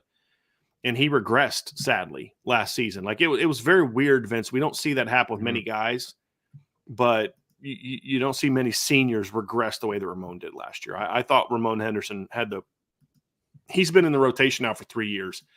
And I thought last year was his worst season. I really did. I really did. I mean, I don't remember him really making any plays. He just wasn't a very good football player, in my opinion, last year. Yeah. So, and then over the last 2 years, Ramon Henderson has given up he gave up, let's see here. Actually, I'm going to do the math here, Vince. According to Pro Football Focus, his completion percentage allowed the last 2 years, he allowed completions on 34 of 44 attempts, which is 77.3% completions. That's what he allowed last year. DJ Brown, opponents were 38.5% against DJ, and against Xavier, they were at 59.4, which is very good for a safety. Against Ramon, there's 77% completion rate against him last year. It's not good. Yeah. That's not good. That's not good at all. I mean, you're talking about for a team that was literally the number 2 defense in the country in lowest completion percentage allowed. And you had a safety who was giving up 77 on 22 attempts. It wasn't like it was on, 7 out of 10. It's on 22 attempts. He just wasn't a great football player. Good athlete, from everything I've been told, really good kid. You're not winning championships with him as part of a key part of your first safety off the bench kind of guy. I have full confidence that Don Schuler day one is going to be a better player than Ramon Henderson was last year. Day one. Agreed. Agreed. So that's why I feel like that position is going to be better. Can Xavier be better? Can Benjamin be better? It's hard to be better than what they were last year, but they're both capable of it. Sure. It's going to be hard for Jordan Clark to be better than what Thomas Harper is, but he's capable of it. And then you just got to kind of, hopefully be a little bit of a wash at the other spot. So, but the whole point is, but as a whole, they could end up playing better. And that's going to be the interesting part, because I do believe this defense has more instinctive ball disruptors than they did last year. As great as Cam was, that was not a strength of his in this defense. Getting his hands on thrown passes, forcing fumbles, as good as any DB in the country, literally, statistically, and all those things. I think the coverage has a chance to be better this year. Just pure coverage with Christian. The tackling, block destruction, that's where I'm a little concerned, right? Because that's where Cam excelled. He was so good at that, yeah. Benjamin, I thought, took a step back as a tackler last year. He's got. I agree. I think he was much more of a willing tackler as a freshman than he was as a sophomore. He got a little grabby last year, instead of trusting his technique. So those type of things need to improve as well. And so I do think there's room for I don't think Benjamin and Xavier are maxed out. That's the point. I don't think either one of them are maxed out. Agreed. And they need them to take a step this year. Now, they're not going to be astronomically better than they were. It's not possible. So then that's the question is, okay, are they as good as they were last year? As long as they're as good as they were last year, Vince, this is an elite secondary. Absolutely. Because last year they were a top 5 secondary, in my opinion, last year. No question. This year, right now, floor is top 10. That's where you can comfortably say they are now. To be a top 5 unit, again, maybe top 3, 2, 1, you're going to need some things to go well for you. Right. They're normal things. It's like, new guys stepping in, that type of thing. But when you've got 3 new starters in your defensive lineup, it's not, you can't just say, no problem, they're going to be just as good, if not better than they were last year. You can say that, but I don't think that's as a fan, but sitting in our shoes, I think it'd be irresponsible for us to just assume that they have the potential to be it. Now they just got to show it. And I think that they will. And they're going to get tested early. We're going to know game 1 because A&M doesn't have like an elite receiving core, but it's a good receiving core, in my opinion. Better than what the numbers were last year. Okay. With Moose Muhammad and Noah Thomas and a couple kids like that, they've got some good, and they got some good size there too. So they're going to be tested early. And then, they're going to be tested again against Louisville, just like they were last year. They had 4 or 5 really good tests last year, and they answered every single one. And like somebody said, outside of Caleb Williams, did they play any elite quarterbacks? Well, like in the last 2 years, they've played Caleb Williams, Drake May, and CJ Stroud, and they played great against all of them. And from a coverage standpoint, the only time they really had success throwing on the secondary was when Caleb did it a little bit in 2022. But even in that game, you didn't have Tariq Bracy or Cam Hart. That was and he still only threw for 232 yards. They ran on Notre Dame. It was the stuff he was doing with his legs that was the problem in that game. So, but last year, okay, you only faced one elite receiver, but your pass defense faced the number 1 and number 4 overall draft picks last year. Because not only did you shut down Caleb Williams, but you shut down Marvin Harrison Jr. as well. Let's not forget that. And USC had 2 guys get drafted. Shut them down. Pitt had a guy get drafted. Shut him down. Louisville had a guy get drafted. Shut him down. Louisville only averaged do for like 150 yards in that game. They ran on Notre Dame. That was the question mark. And that is still the question mark. Sure. In those big games. But pass defense was legit. This isn't like Michigan and Iowa where they played the Big Ten pass game schedule. You're playing Caleb Williams. You're playing Ohio State. You're playing Louisville. You're playing plenty of teams that got receivers. Heck, Clemson had a guy that Notre Dame thought so highly of that they went out and recruited him to come play for them this year. Right. He's playing for them now. Yeah. Right. So if that tells you anything. And they're going to be tested again this year, and they're going to have to answer the bell again. And we're going to see if they can be better. We need to see if they can be as good and then as better. But even a step back, Vince, you're still top 10. Absolutely. It's got to be minimal. You're better at some things, not as good as others. That's where it has to be minimal. Right. But ideally, you want to be better. Stick around for the next section. But in the meantime, make sure you hit the like button, the subscribe button, that notification bell, share with your family and friends. Check out boards at boards.irishbreakdown.com. Like I said, intel piece sitting right there on the front page, just waiting for you to read it. If you're a member of the boards, and if you're not a member, I'm sorry. I'm sorry. So we love you, yeah, but you're missing out. But you're missing out. I mean, you're missing out. Boards.irishbreakdown.com. Before we move on, I'm declaring chat war on Archer. Oh no! What did he do? He brought up the double safety blitz again. He did it. He went there, Vince. Dude, he went there. We have to post the rules on the wall.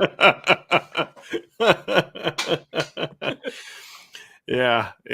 It's on, Archer. It's on, man. Just so know, I know your real identity, my friend. There's reasons I turn off the chat. That would be one of them right there, because I can't get sucked in. I can't get sucked into that nonsense, Brian Driscoll. I'd be really mad if he wasn't right. If it didn't. Son of a biscuit. Oh, that's great. Yeah. That's fantastic. All right.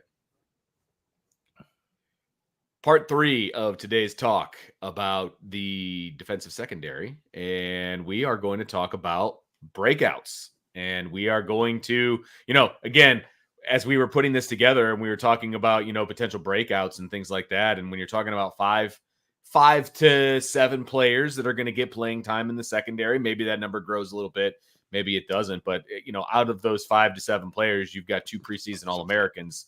It's like, well, they're not going to break out because they're already broken out. Two fifth-year secondaries All-Americans. Yeah. Kind of hard to break out. Yeah. I mean, what do you want to do? Win a Heisman? Like, what do you want Xavier Watts to do to break out more? Right. He's going to win a Heisman. You know what I mean? Like, come on. We already tier the breakouts. That we don't have like another tier up here someplace in the clouds that we need to hit with him. So you can guarantee that we are not going to discuss either Xavier Watts or Benjamin Morrison in the breakout section, but there are some other guys that we are going to talk about. To your point, Vince, everybody except for Howard Cross has a chance to break out to some degree in this line on the defensive line. Every linebacker has a chance to be some level of a breakout. Every offensive lineman, every quarterback, every running back, every receiver. Mitchell Evans, the only way he can really break out is if he stays healthy all year and becomes the best tight end in the country. But he's a preseason second-team All-American, right? So, like, what's the it's like with Xavier Watts and Benjamin Morrison, there is literally nowhere to go from a breakout percent. Now, can they both be better players than they were last year? Sure. Of course. But that's like you went from great to greater. Yeah. It's not you went from good to great. And that's kind of the point. And as you said, there's different layers to this. And so when you look at them, I mean, when I talk about breakout, it's like the first guy that comes to mind is always Christian Gray. He's a guy that has a chance to be a big time breakout player because surprisingly, normally a lot of buzz comes around about a player who was a highly ranked recruit. And so when teams talk about, this guy could be the next in line, a lot of times they'll talk about, the guy that was a, top 100 player or a lot of big time schools went after. And that's why I'm a little surprised we haven't seen more national conversation about Christian Gray, because this is a kid who was a top 100 recruit, top 100 on Rivals, top 100 on On3. He's a guy that they beat Ohio State and LSU to land. And he's a guy that was pretty good last year. Now, I've seen a few people mention it, but not a lot of people have mentioned Christian Gray as opposite Benjamin Morrison. And so there's plenty of opportunities for Christian to kind of have that breakout season to where I've said it before, Vince, I believe he has a chance to be as good as a sophomore as Benjamin Morrison was as a sophomore. At the very least, he can be as good as Benjamin was as a freshman. That's very good. That's a very good player. But he's got to go do it. Yeah. And I think the best thing to happen to Christian Gray this offseason, the best thing to happen to him was the arrival of Chris Mitchell and Bo Collins. Best thing to happen to him, because those are 2 veteran savvy players. We saw this in the very first practice we were at, Vince. We're seeing Christian just like get beat with like kind of the little extra something on the top. Would Bo beat him with a little something extra on the top? And Chris beat him with a little something extra in his route at the top. And when I mean something extra, I don't mean speed, because Christian can fly. I mean that double savvy veteran. I'm going to do this head nod to get you to think, and then boom, and Christian's right there, but he's a second late in a complete pass. I mean, he's learning, and he's like, "Dang it!" He's getting mad at himself. But I'm thinking like, bro, I know you're mad right now, but this is great for you because you're being like just locking down Rico Flores every snap. Right. Or Braylon James, a guy that I think has a lot of talent, but is still a very raw route runner, and you can match him athlete for athlete. That's not making you better. What's making you better is there's some legitimate older veteran, know how to play the position dudes that are battling with you. And that is something where if you're going to win as much as you need to, you're going to have to learn to play the game up here just as much as you are everywhere else. And that's, you want to know what the secret sauce is to Benjamin Morrison? Yes, he's good size, good length. He's not like elite. He doesn't have like Will Johnson's frame. He's not a 4'3", low 4'4", flat kind of guy like a Troy Pride. He's a good athlete. He's a very good athlete. You don't have the success he has if you're a mediocre athlete, right? So I'm not saying that Benjamin's not talented. I had him as a top 100 player partly because he's a talented athlete. However, what made Benjamin so unique and special is you could just watch him play and you talk to him, talk to people around him, and you see a kid that's got as high of a football IQ as you're going to have as a corner. Like Benjamin plays the game as much up here as he does anywhere else. And that's what the great corners do. Sure. Right? The great corners, like Champ Bailey, like, you know, a lot of people say Deion's the greatest corner ever and all. Deion was a great player. But if I could take any corner of my generation and start my team with, it's Champ Bailey. Champ was an elite athlete, Vince. He ran a 4.3 something at the combine. But Champ was brilliant up here as well. He could play the game upstairs as well as having elite talent. And that's what Benjamin brings to the table is he is one of the smartest, most focused, locked-in players you're ever going to find.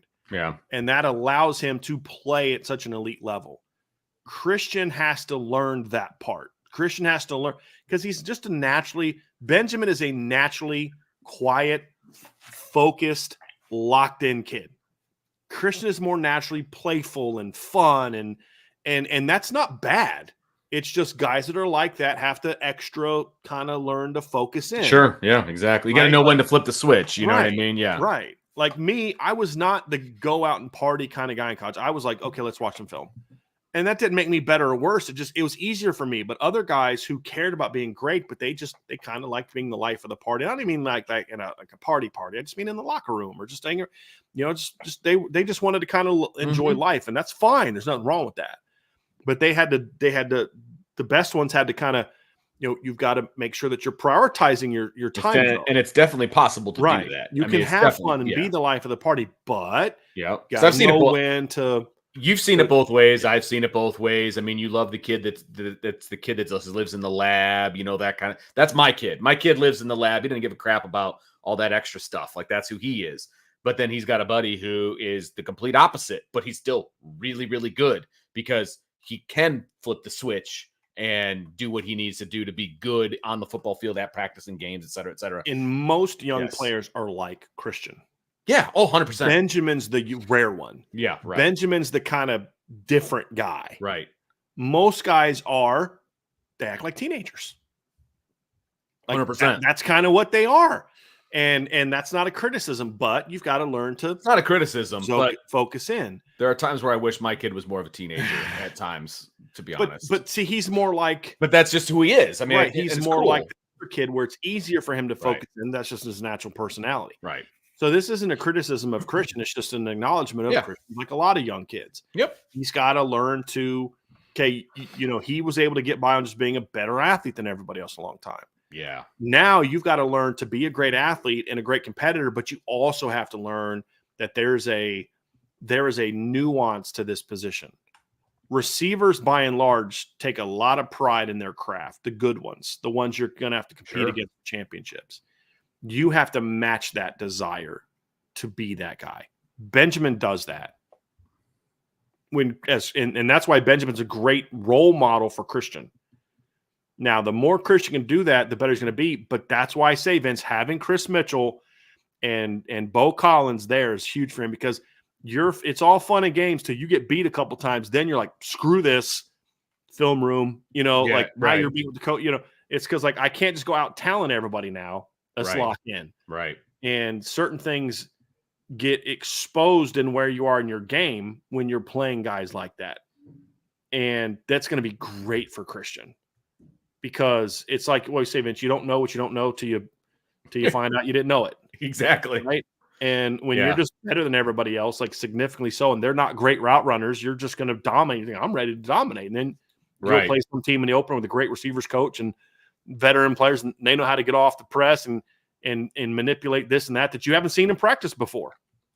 And you don't have an answer for it. Correct. Now that he's got to face Bo Collins and Jaden Thomas and Chris Mitchell every day. And then you've got the speed of KK Smith and the speed of Cam Williams. It's like, dude.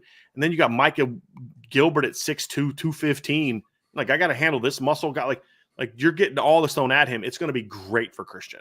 Right. And that's why I honestly think a breakout's coming for him. The talent's there. The desire to be great is there. And now he's getting pushed in a way that he's never been pushed before. Now, he played some very good players in high school. He played Ryan Wingo and Aaron Scott and Jeremiah McClellan, who signed with Oregon. So he's faced some dudes now. But that's different. Facing dudes in high school is a different animal than facing dudes that are third and fourth year college players. It's a whole different animal, and it's going to make Christian a much better player. And that's why I really believe a breakout's coming, Vince. I really do, because he is. You can just see his reaction to it. Like, okay, Christian's pissed that he keeps getting beat. Getting beat like he's a second late and they're catching a 12-yard comeback. Right. He's not getting torched because that's how good he is. But it's just like. But it's nuanced It's nuanced things that you can adjust and you can fix. And I liked he didn't like giving up completions. I was like happy that he was pissed because like, okay, that's good. It's not just another rep. I'll get him next time. He was, dang it, verbally and visibly like not happy with himself. I'm like, that's good. Right. Now it wasn't in an unhealthy way where he then starts making mistakes. I'm just like, how I'm talking about, right? Yeah, 100%. So that's why Christian Gray is my easy number one guy when it comes to breakouts. And again, now what the question for him is what level breakout? He's going to go from a backup, in my opinion, to a good starter. But is it breakout to where now next year, when we're going into next year, he's the guy getting preseason All-American love? Is it that level of breakout? That's the only question I have. But some type of breakout is for Christian Gray's coming. I think it's going to be kind of in between, star and now dependable starter. I think it's going to be somewhere in between there is what I'm predicting. There's one more position, and it's not necessarily a player per se. I mean, it is, but it isn't. But it's kind of a position that we think has a potential to be a breakout that we want to talk about, and that is the safety position opposite Xavier Watts. And whoever kind of takes control of that, and I would say this even if, for example, if Don Schuler is not the starter, he can still be a breakout player with what he does, given the opportunities that he's going to be given, because he's going to play, and he's going to play a lot. It just depends on, who is quote unquote the starter, who's the rotation guy, but then who's going to be in the game when, the game is on the line and things like that. And, that could be either one of these guys, and either one of these guys could definitely be a breakout for sure. I think both will, actually, now that I think to some degree. I think Rod Hurd is, a guy that his play is going to start getting a lot more national attention for how good he is now that he's at Notre Dame, right? Like that's the thing. So like if the opportunities come to him, kind of like how Kobe Bryant had that breakout in 2022 when he won was it 22 or 21 when he won the Jim Thorpe Award over Sauce Gardner. Right. Well, why did he do that? Because nobody threw at Sauce. They were all going at Kobe, and those opportunities opened up for Kobe to have a great year and go out and become an All-American. Now you're in a situation where you have that same situation here at safety, where it's kind of like, well, I don't want to throw at the boundary corner because that's Benjamin Morrison. I don't want to throw at the field safety because that's Xavier Watts. That Christian Gray kid's pretty good too. Well, Rod Hurd, here I come. Let's see what you got. You know what I mean? And it's like those opportunities are going to be there for him to go out and make some of those plays. So like we say, well, Xavier Watts is going to have as many interceptions. Well, maybe those get taken away, from him and they go to Rod Hurd. Yeah, right. Absolutely. being, just basically those are still picks. There's still turnovers. There's still opportunities for the defense to make plays, but they're going to be a little bit more spread out, and maybe they do get funneled to the field, to the boundary safety. I mean, the guy that I think has the best chance for a breakout, though, just because of where he's starting from, is Adon Schuler. Right. Absolutely. And Christian's my number one breakout play, like definite breakout player. Adon would be next on my list. I'm confident there's going to be a breakout there because he didn't play last year at all. He played the only game he ever played a meaningful snap at Notre Dame on defense was the bowl game. That's it. He did nothing. He took a red shirt last year. He came off the bench in like 4 mop-up games and got his red shirt. So I think he's going to be, if not a starter this year, he's going to be that new Ramon Henderson guy. Yeah. Where he's that number 3 safety. And it's crazy that he's only got freshman eligibility, Brian, because you see him walk in the room.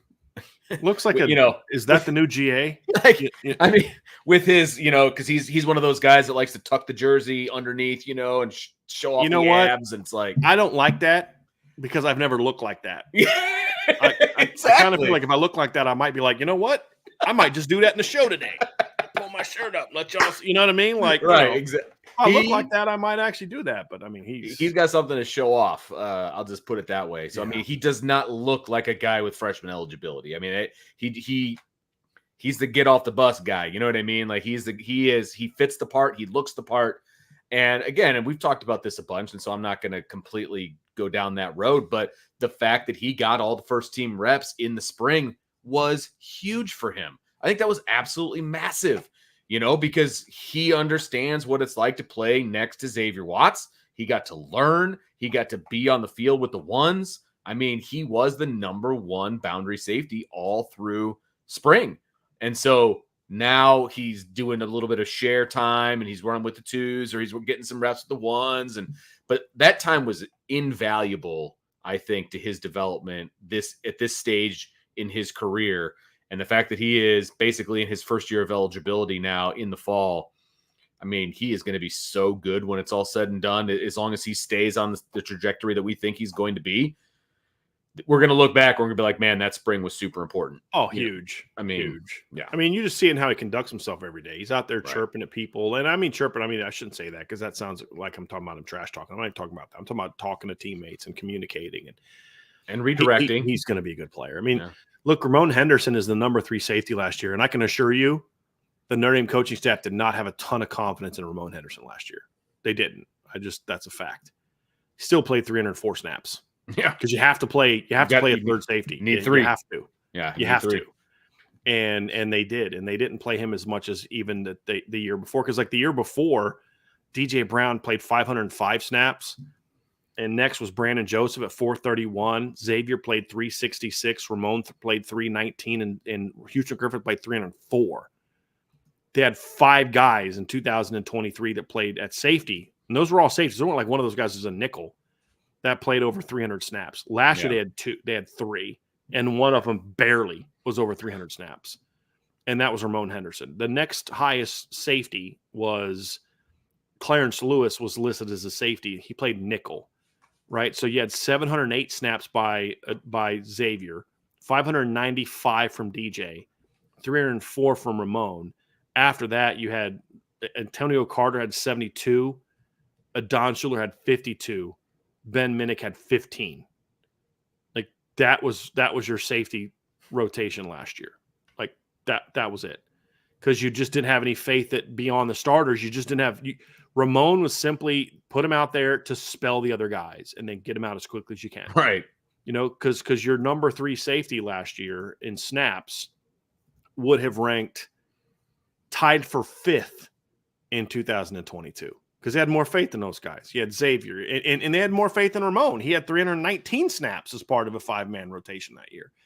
And he was a better player. He regressed last year.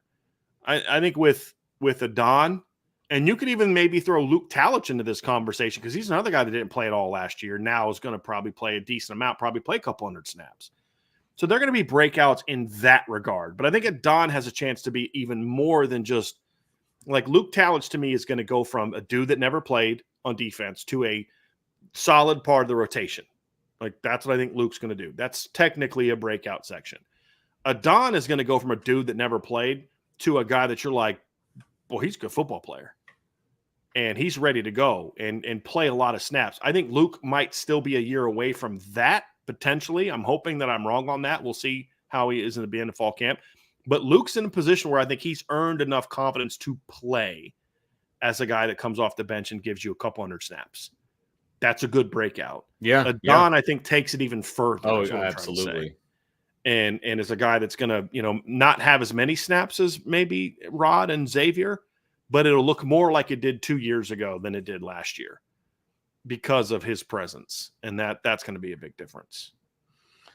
It's going to be massive. And I think this team, I don't want to say they need both of these guys to break out, but man, if they do, this secondary is on its way to being elite. I mean, that's because that is a position where they will automatically get an upgrade. And so, if they were elite last year and you upgrade one of the positions and everybody else just plays the same, then I like where Notre Dame's chances are. Again, there's the whole Cam Hart argument that we just had, and I get all of that. But if you can upgrade the safety position, which I think they've done, and both of these guys break out, and now you've got a nice 3-man rotation where you're not nervous about putting any one of these 3 guys on the field, I like it. And I think there may even be times in certain packages where all 3 of them could be on the field at the same time. I mean, you could see that depending on the offense that they're playing and things of that nature. So, the bottom line is I love what they did in the portal, and I love what they're doing with Adon Schuler in this regard, at safety and at nickel for that matter. But I'm very excited to watch these guys play, specifically Adon Schuler, just because he's the homegrown, so to speak, guy. And I really enjoyed watching him in the spring as well. So he's going to be fun to watch in the fall. So that's going to do it for our. Because I do want to mention the freshmen here. Oh, I'm sorry. I completely forgot about the freshmen. Because we're not going to spend a lot of time on it because where Notre Dame is right now with their returning depth in the two, because of the arrival of the transfers, right now they don't need a freshman to play.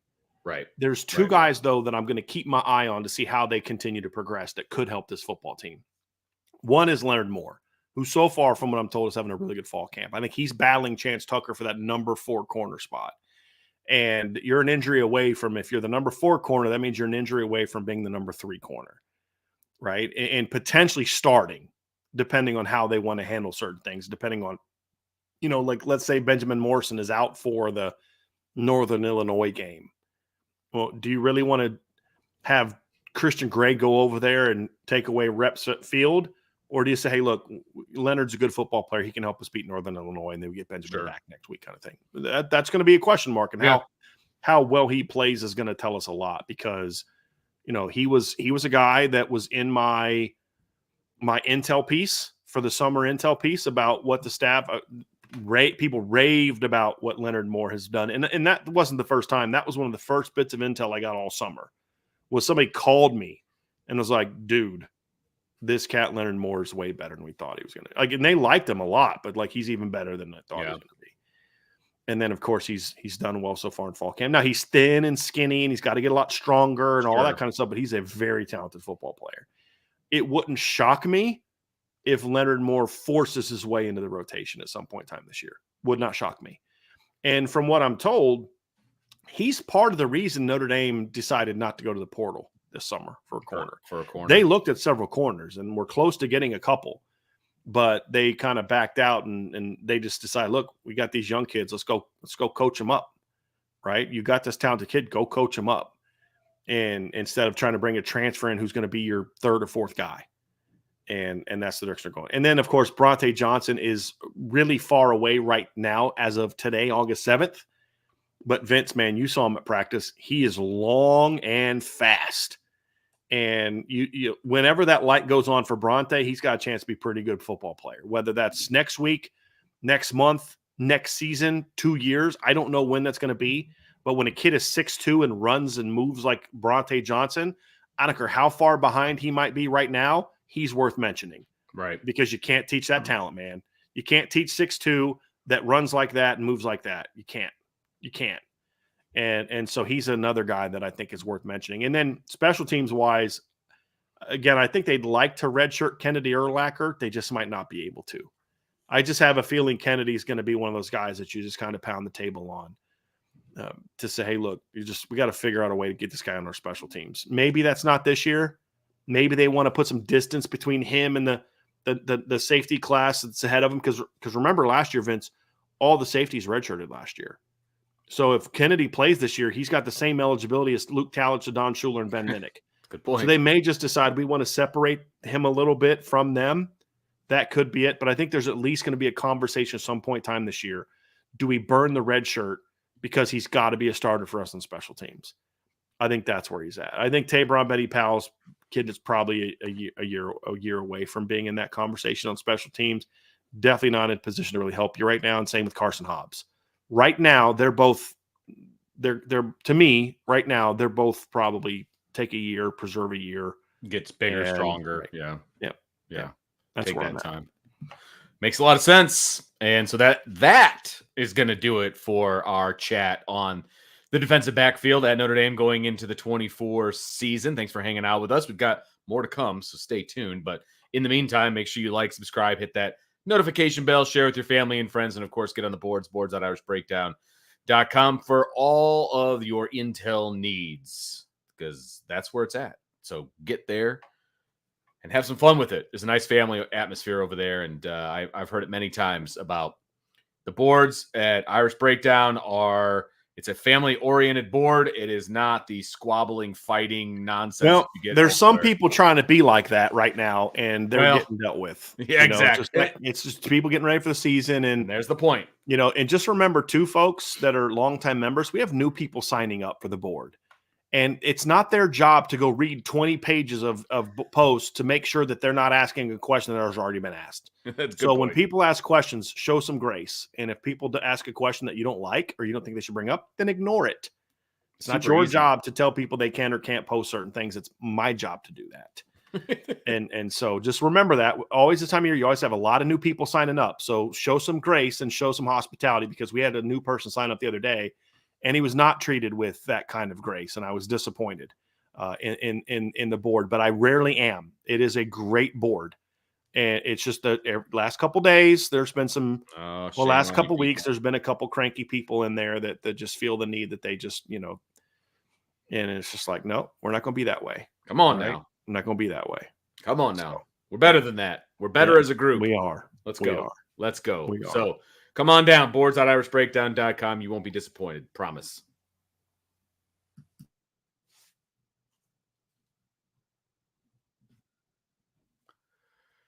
Our final part today is our normal Wednesday action, and that's buy, sell, hold. And we've got a bunch of great buy, sell, hold questions, and we're ready to rock and roll into them. And remember kind of the format that this show takes. If you want to be a part of the buy, sell, hold program and you want to get your question/statement in, you have to be a member of the board. We post every week on the premium message board, the buy, sell, hold category, and guys and gals put their questions in, and then they are transferred to the cards, and we put them on the show, and that's how you get on the show. The only other way to get on the show, if you're not a member of the board, is to shoot us a super chat and get a buy, sell, hold in that way. Today, we actually had a board member post a super chat.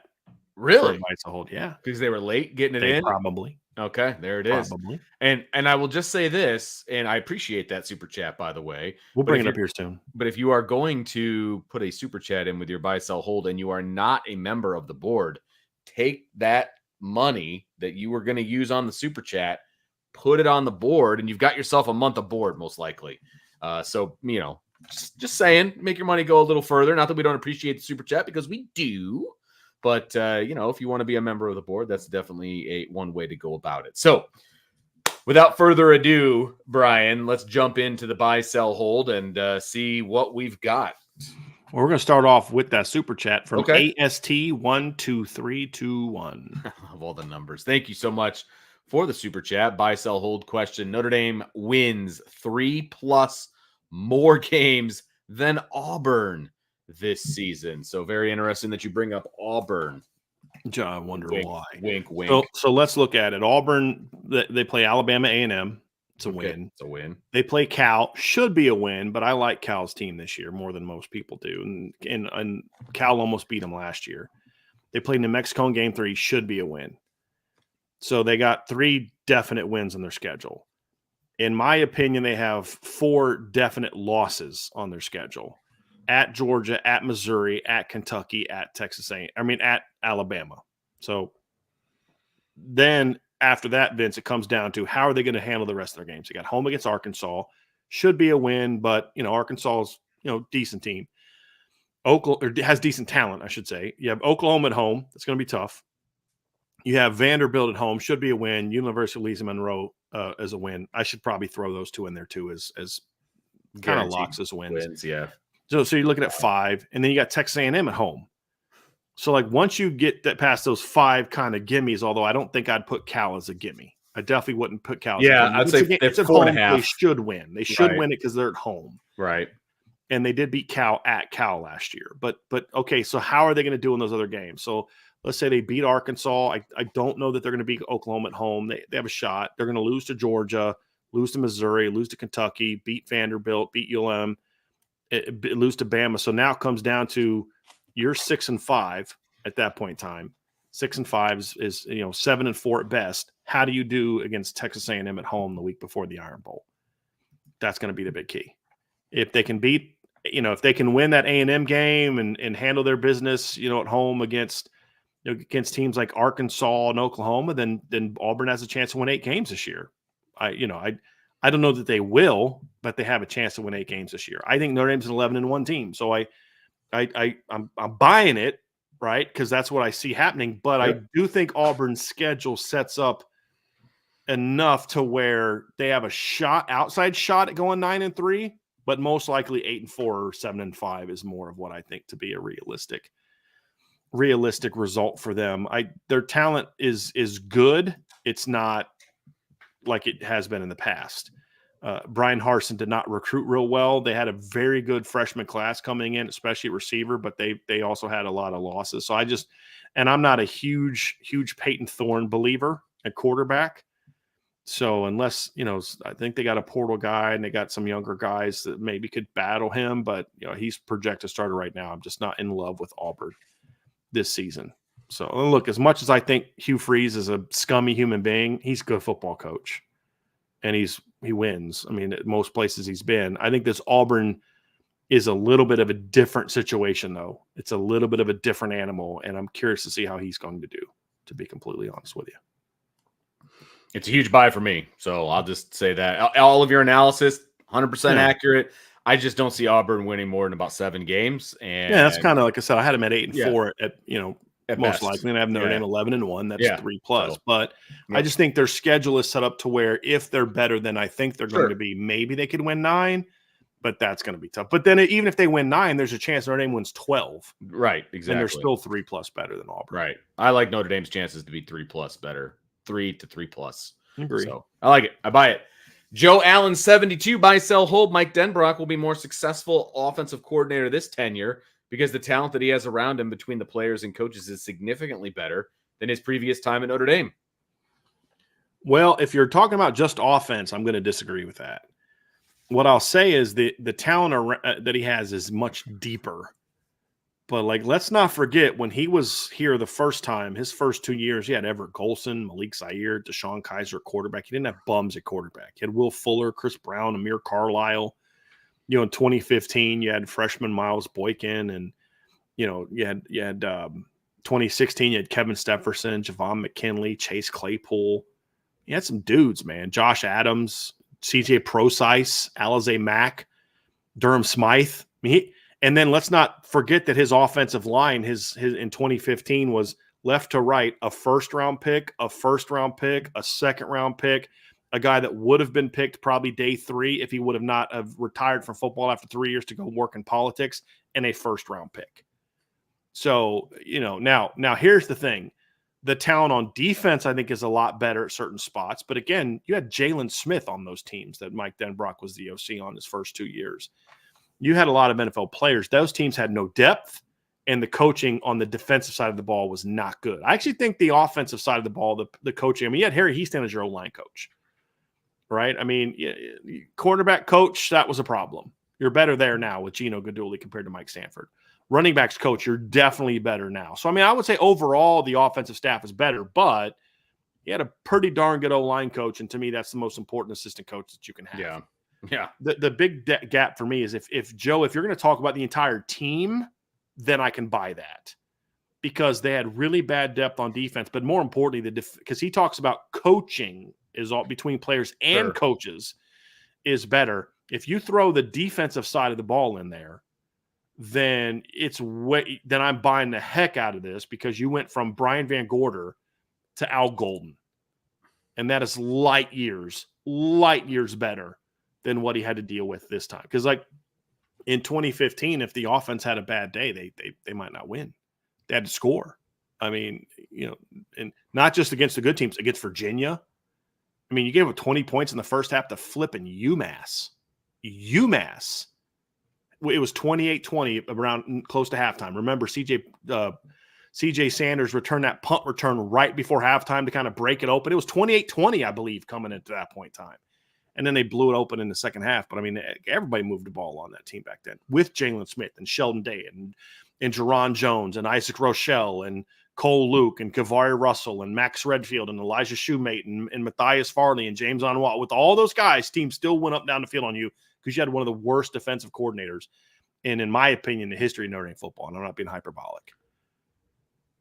So if you whole team, buy. More successful OC, what are we talking about? More successful team wins or more successful offense? Both. Because the offense, I mean, they only averaged 34 points in that 2015 season. Okay. I mean, I think they averaged more than 34 points this year. Oh, I do too. Yeah, I do too. I think they'll be a more efficient offense this year than they were in 2015. Sure. Okay. Partly because of the talent, but successful wins and losses, that's where I think the big difference is, Vince, because of what's on the other side of the ball. Like, I'll just say, if they had a Brian Van Gorder caliber DC right now, are we at all talking about the college football playoffs for Notre Dame? Not a chance. Not a chance. Not a chance. We're talking about maybe a 10-3 season, which is what they were. They were 10-2 in the regular season that year. So, I mean, and it was because of the offense, honestly, in a lot of those instances. So, if we're just talking offense, I'll slightly buy it just because the depth is better and the overall coaching staff is slightly better.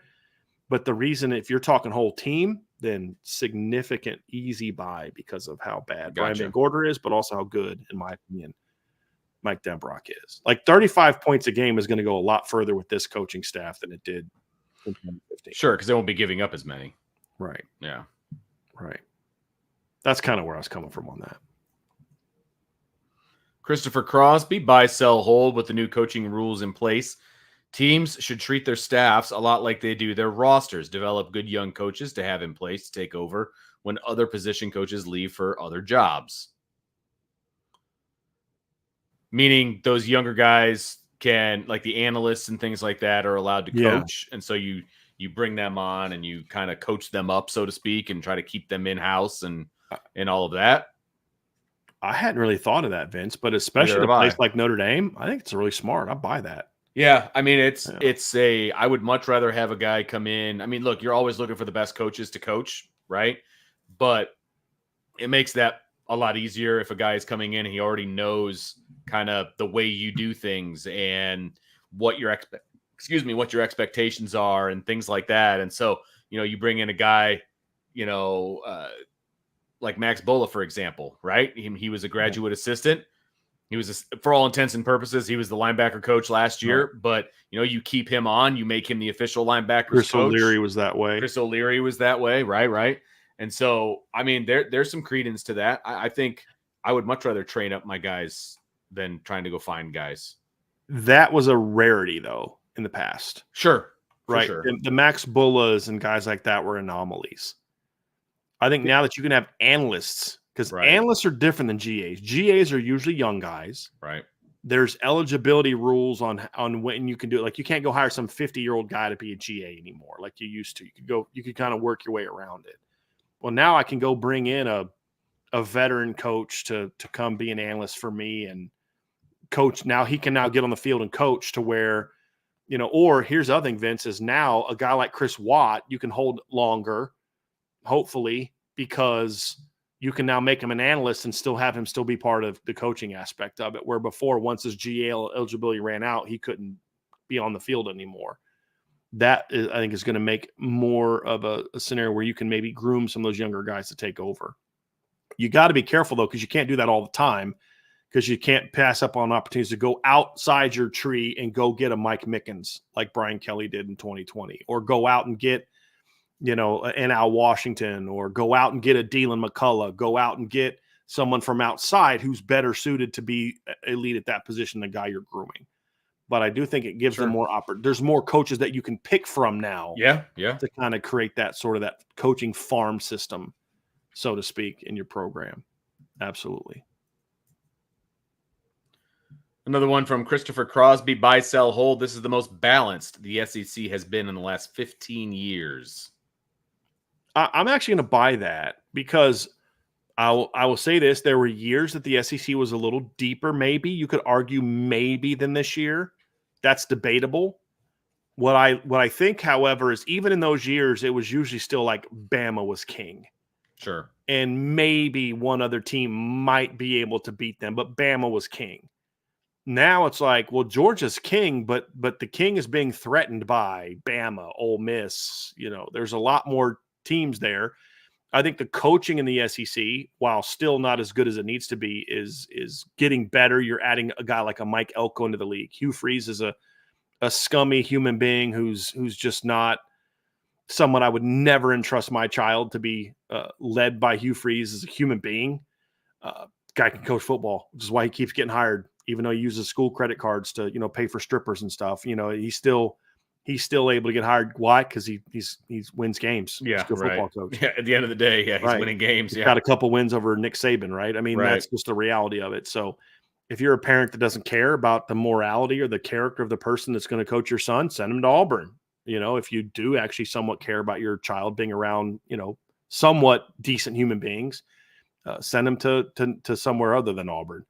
But the point is, Vince, he's a football coach. You got Josh Heupel. You've got Mike Elko. You just added Steve Sarkisian to the league because of Oklahoma and Texas coming over. You got Mark Stoops is a good football coach. Eli Drinkwitz. We'll see if he can build on what he did last year, but he did a heck of a job last year. Sure. There.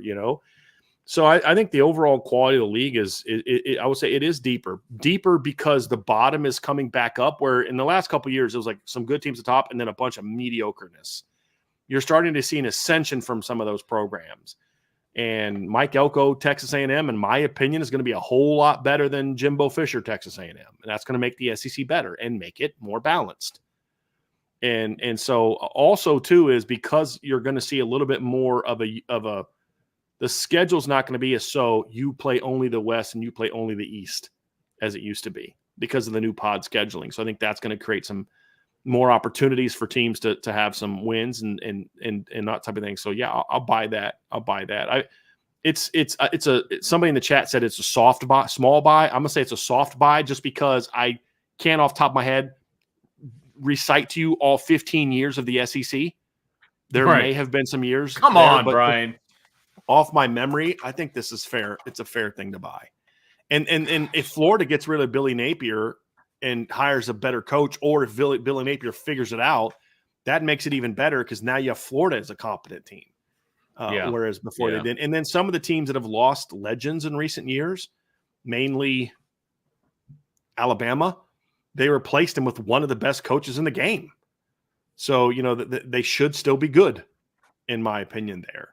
So, I think that's a fair thing to say. I'll buy that, Vince. Did you offer a buy or a sell or a hold on that? I did not. I was going to kind of let you take that one just because, again, as you said, I can't recite the last 15 years in the SEC. I don't think it's as top-heavy as it has been in recent memory. And so that is why I would buy it. Yeah, right, because that creates balance, right? Yeah, exactly. So I think some of the top teams may have come back to the pack a little bit, which then, of course, creates some more balance. So, yeah, I'll buy that one hesitantly without diving into it completely, right, over the last 15 years. Next one from Christopher Crosby, I feel like would be perfect for tomorrow. But, hey, here it is. There is a minimum of 5 teams that can win the Big 12 this season. And of course, the reason I said that is because we are going to preview the Big 12 tomorrow during tomorrow's show. So I don't want to give away too much here as we discuss this particular question, but Christopher asked it, so of course we'll answer it. Okay, so let's go through it. Do you think Arizona has a chance to win the Big 12? I think they have a chance. They have a chance. They have a chance. They have some talent. Kid that was very good at quarterback last year, arguably the best receiver in the league. New coach, though, lost some guys to the portal, but they at least have a chance. I would argue that Kansas State definitely has a chance. Possibly I think favorite. Oklahoma State has a chance. Sure. Utah has a chance. So Okay. then you have to ask yourself, okay, do you believe that Colorado, Houston, Kansas, TCU, or West Virginia could also win the league? And my answer would probably be yes. I could see one of those teams sneaking in. And the reason I'm going to buy it, Vince, as we talk through it, is because even though I really like Utah and Oklahoma State and Kansas State as my top 3 teams, none of them are so much better than other teams in the league. There's not a cavern in right. between. Yeah. And there are some of those teams that don't have that really vaunted schedule that, you could see a team that maybe this team isn't as good, but they play for and win the title because 2 of the better teams that would maybe otherwise on paper be ahead of them had much tougher schedules. Sure. That knock them out of the title game. So I think that factors in as well for me. So I'm going to buy that. I say minimum 5. I'm comfortable saying 5. Okay. I would say can win it. I think in theory, yes, there are 5. Practically speaking, I still think there's 3 teams, in my opinion, that are kind of above everybody else. But to win the league, Vince, you only got to sneak up to number 2 and then upset number 1 in the title game. So I'll buy that. It's not like definitely, but I think so. Outside chance. I would say, as I'm thinking through it, the Big 12 is the most wide open of the 5 the 4 Power 5 conferences, right? Or Power 4 conferences, right? Well, let me explain what you mean. Meaning that I think the most teams have the opportunity to win it. Yes. That's what I mean by that. Agree. Because I think all the leagues are open for the champ, right? Like there's no team, in my opinion, just that's when they're going to win. ACC, Big Ten, Big Ten, SEC. Yeah, Georgia's the preseason favorite. Their schedule's brutal. And Texas is really good, and Bama's really good, and Ole Miss is really good, and maybe Missouri Tennessee's going to be better. Like they could get knocked off, even though they're the favorite. Ohio State's the favorite in the Big Ten. They got to go play out in Eugene. Oregon's not going to be an easy team to beat for the Big Ten title game. Sure. Penn State, I think, is going to be a better team this year than they were last year. Maybe another team sneaks up. Maybe Michigan, who's the defending national champs, doesn't take the drop off that you and I think that we're going to take. I think the Big Ten is probably the narrowest field. Would you agree with that? There's 2 teams that to me are just definitely better than everybody else. Every other league has at least 3. You could argue the ACC is also in that conversation. That's what I was.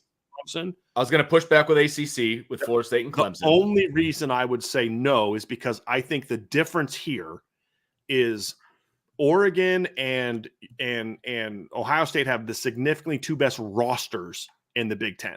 Okay. And then there's a drop off. I don't think Miami's going to win the ACC because I don't trust their coaching staff, but their roster is outstanding because of how they've done in high school recruiting and in the portal. So that's why I think you at least say there's at least 3 in the ACC. Plus Louisville had a very good offseason. I think they're not to be discounted they played in the ACC title game last year. They have a lot of kids coming back. But to your point, there are 2 teams that are proven to be better and a 3rd team that has the talent to win the league. Sure. Where if Miami figures it out coaching-wise, I don't think anyone would be surprised if Miami wins it this year based on their talent. Right. Now, I don't know how their culture is going to be. Right. I don't know how their coaching is going to be. Whereas in the Big Ten, you have to out-coach Ohio State and Oregon because nobody else has their roster. Nobody. That's the difference to me. And the SEC definitely has more than 2. But to your point, Vince, about the Big 12, I spot on agree with that. There's more teams that have a legitimate chance to win that league than any other, in my opinion. Yes. SEC's probably the next closest. Yes, agree with that too.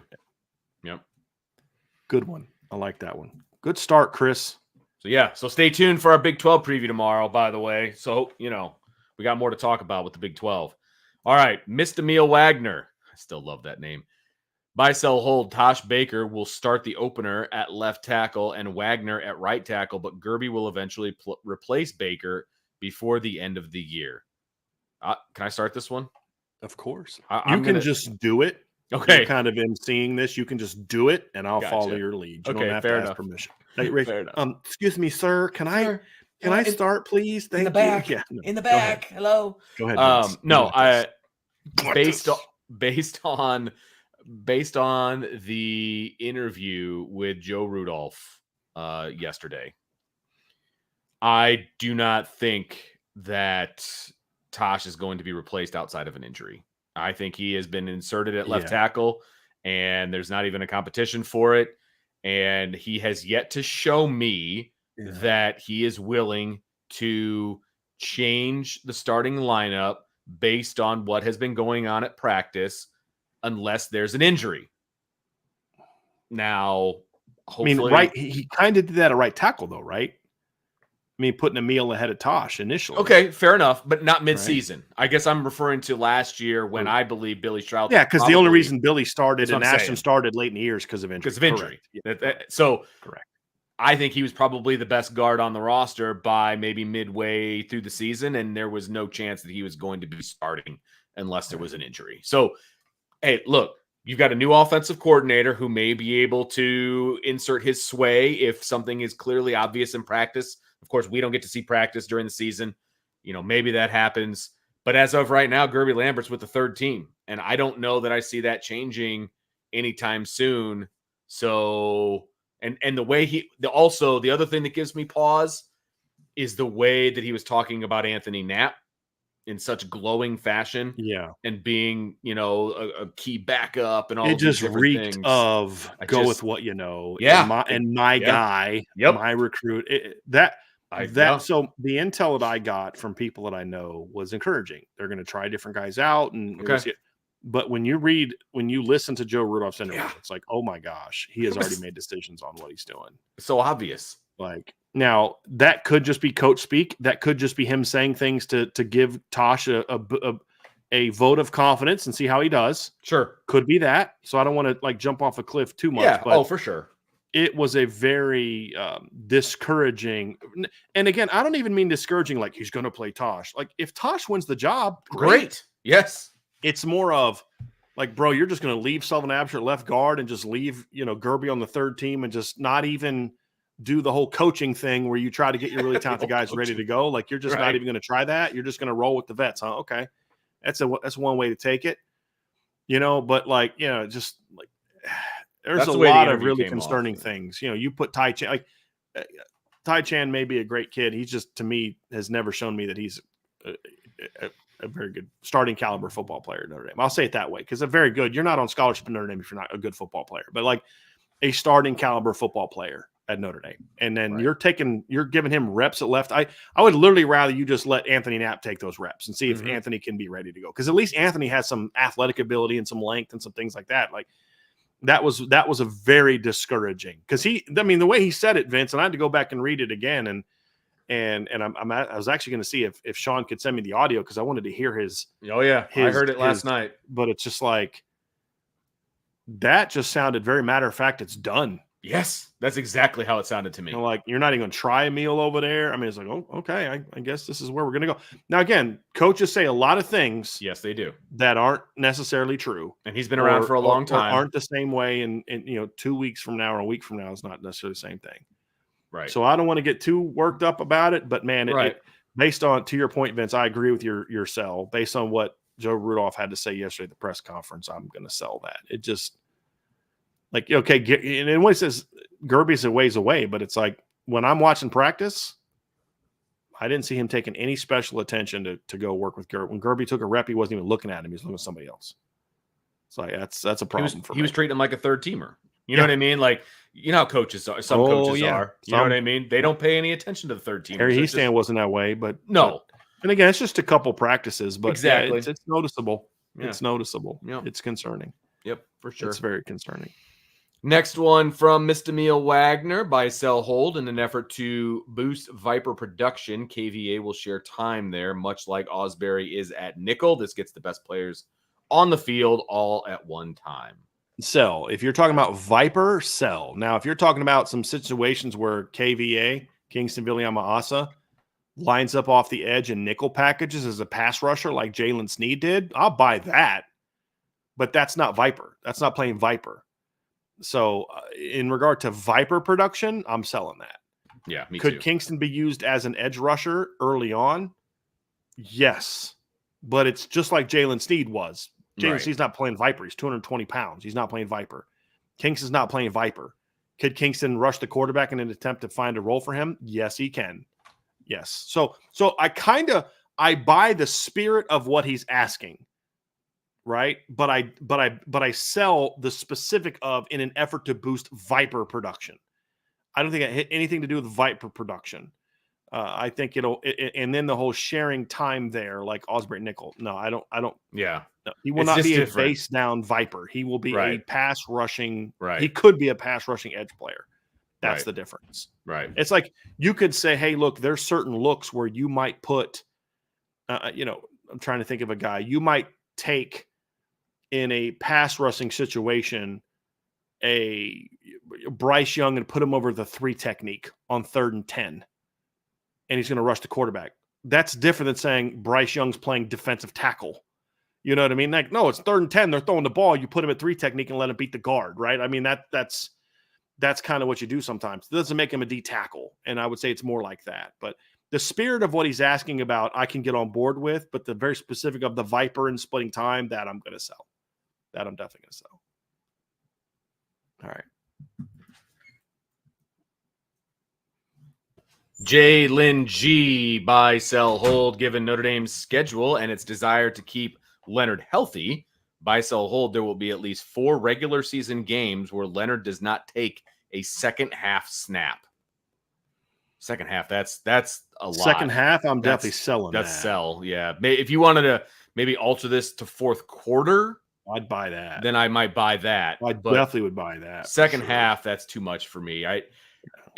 There was a very, very successful football team that, of course, I was not on, but I had friends who were on it, and they would just demolish their competition on a regular basis, right? And the way that they always operated was the starters got the first series in the second half. No matter what the score was, they got the first series in the second half, and then they were done for the rest of the way. You know what I mean? And so at the very least, I could see that potentially happening, but taking them out at halftime, I mean, you'd have to be up 40 something. Yeah, 50-0 or 3. something like that. Yeah, like, I mean, that's a big and I just don't see that happening 4 times. So, and the other thing too is to her question, 2 of the games where maybe that happens were very early.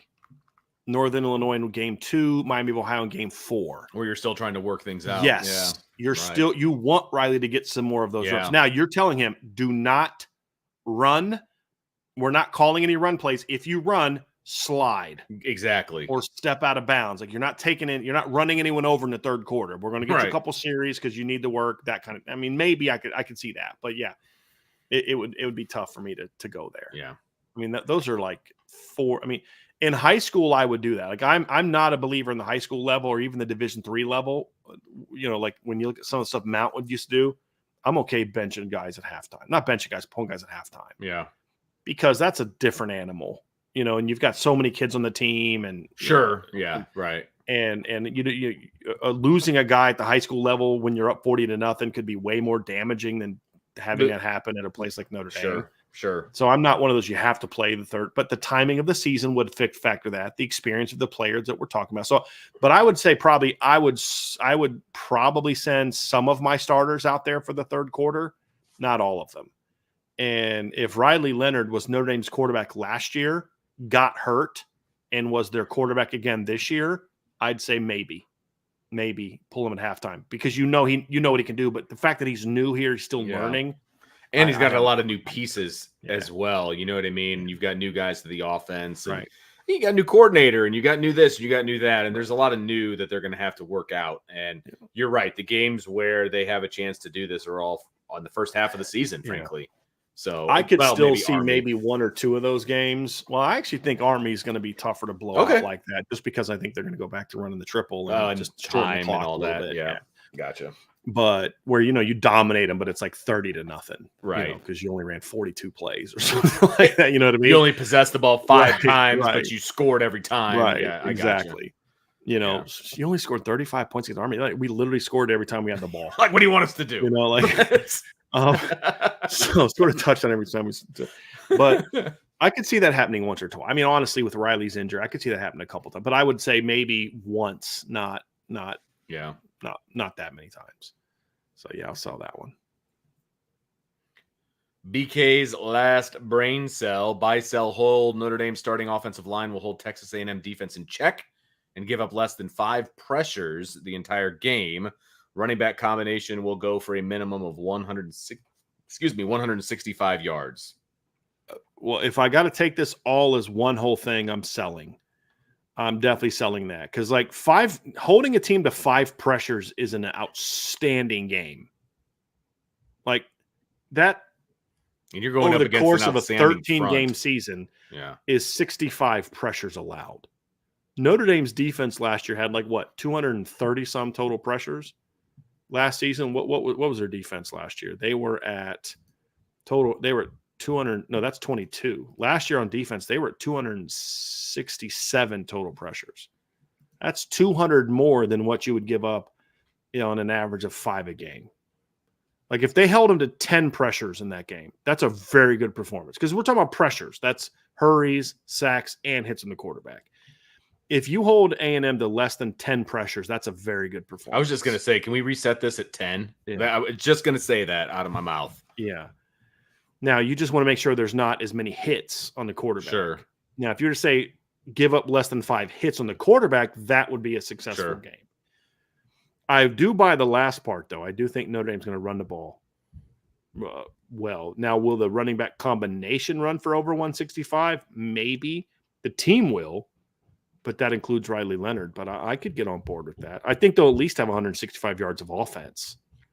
But as a whole, I'm selling that. That's a really good group of defensive linemen, and you're not going to have your starting left tackle in that game. I mean, if Tosh Baker holds them to 3 pressures by himself, that's a heck of a win for him. Heck of a win. We will be praising. Yeah. If your 2 tackles alone hold A&M to under 5, that would be a surprising win. And that's not even saying because they're bad. That's just you usually get 15 to 20 pressures a game, and you're going to hold them to less than 5. That's a lot. Yeah. I hope they just hold them to less than 5 sacks. Like, that's kind of where my paranoia is right now with this whole thing. it's you've got reason. All right, our Irish Cowboy 25. Buy, sell, hold. I'm not as freaked out about the recruiting misses as I used to be, because this stuff has shown to be very good at this staff, has shown itself to be very good at identifying and signing good transfers to fill the needs. Well, I mean, you should never be freaked out by something that happens in recruiting. Yeah, exactly. So you're spot on that one. But as far as having concern from an analysis standpoint, I get where you're coming from, and the portal takes away some of the angst about it, but you still need to be winning those high school recruiting battles. Sure. For 2 reasons. Number one is the more guys are in your system, the more they're bought into your culture. Number one, the more they know your system. And then number 2, you can't guarantee that there's going to be a Chris Mitchell and a Bo Collins in the portal next year. Because the year before you didn't get those kind of guys. They tried. They couldn't get them. They got Caleb Smith, who quit the team in the spring. Like, that's the best they could do in the portal at receiver. And trust me, they tried to get more than Caleb Smith the year before in the portal receiver. It didn't work. This year, you got lucky. You got 3 guys, Jalen Harrington as well. And they're all really good football players, really good athletes. That's not going to be what you do every year. You may go get one, but you got to start winning some of those battles. You can't assume that you're going to be able to restock in the portal every offseason. You just can't. That's just not a good way to build your roster. Right. I mean, that you can't count on that. Now, can you fill some holes now and then? Sure. I get that, and Notre Dame has done a pretty good job of that overall. Right. They have. But do you want to keep going to the well? Like, okay, You're right, back-to-back exactly. years, they went out and got a pretty good defensive end. Javonte last year, that worked out a lot better than people thought it did. Oh, better than I thought it You would. went out and got RG open this year, but do you really want to keep going back to that well? Do you really want to keep going back to the nickel well? Right? That's the whole thing is, do you really want to keep going back to the quarterback well? I don't. Marcus Exactly. Freeman doesn't. Now, again, yes, you don't need to panic if you lose a guy and go recruit some kid that you don't think can play for you. Because like in this, so like at receiver, for example, well, what about this kid, that kid? Well, they didn't think those kids could play at Notre Dame. They passed on them. So do you now go back on those kids that you don't think can play for you? Or do you say, okay, well, we'll only take one kid out of, in high school that we really like, that we think's a KK Smith, Logan Saldate type sleeper, and then we'll go get another kid or two out of the portal to get by this year, but we've got to make up for it next year. Yes, you can do that. And that's a better strategy than taking a kid that you don't think can play for you. Right. Now, look, you always recruit kids that end up being better than people thought. But there was always some level, at least under this staff, there's always some level of, I think that kid can be good. He just needs a lot of work. Like the staff didn't go get KK Smith just to fill a roster spot. They already had 4 receivers in the class. Right. Well, Rico, Braylon, 3 in the class. They wanted a 4th receiver, but they didn't need one no matter what. They didn't take KK because and we need a 4th guy. They took KK because they're like, dude, we went out looking for another receiver, and this kid was good, and that's why we targeted him over some other guys. Same with Logan Saldate last year. As soon as Isaiah Canyon decommitted, like within a week, they had Logan Saldate as the guy they wanted because they identified him like, man, if we had another spot, we really like that kid. And boom. Yeah. And you made it happen. That's different than, well, we got to get somebody. Well, let's try that kid. Don't love his film, but hey, we need somebody. No, go to the portal for that. But if you're going to go to the portal, it puts way more pressure on you to go step it up in recruiting in the high school level the next year. You just don't want to keep going to that well. Right. You really don't. And it's going to get more and more expensive to get portal guys the deeper we get into this thing. That's a good point. You just don't want to go there. That's just not a good allocation of resources, in my opinion. But, I guess we'll see what happens. It's like this, man. I'd rather give a signing bonus to one kid for 4 years than give 4 kids a signing bonus every year. Yeah, no, I get that. It's totally expensive. And this whole 105 roster spot thing is gonna be a difference too, a difference maker. So we're gonna see how that all works out. Balpine Shillelagh, which I found out today is a child by reading the chat when we first started. He said he was 5 years old when I got married. We were talking about my 20th anniversary. I'm like, oh my God. I was like, what? He's such a baby. But no, I'm just messing with you, man. No, enjoy your old, youth. brother. Enjoy your 20s, man. We're just old, man. Yeah, I know, right?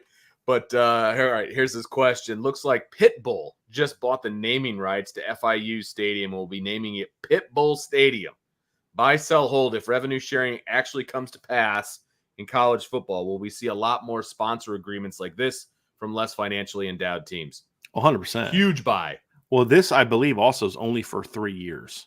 Yes, it is. He's paying them like $1.2 million for 3 years, and after that, they're going to sell it again to somebody else. And I have no problem with it, to be honest. Well, I have a problem with it, but it's a necessary evil. Well, because because they're not going to have a way. We shouldn't be in this situation, but that's where we are. Right. I mean, that's.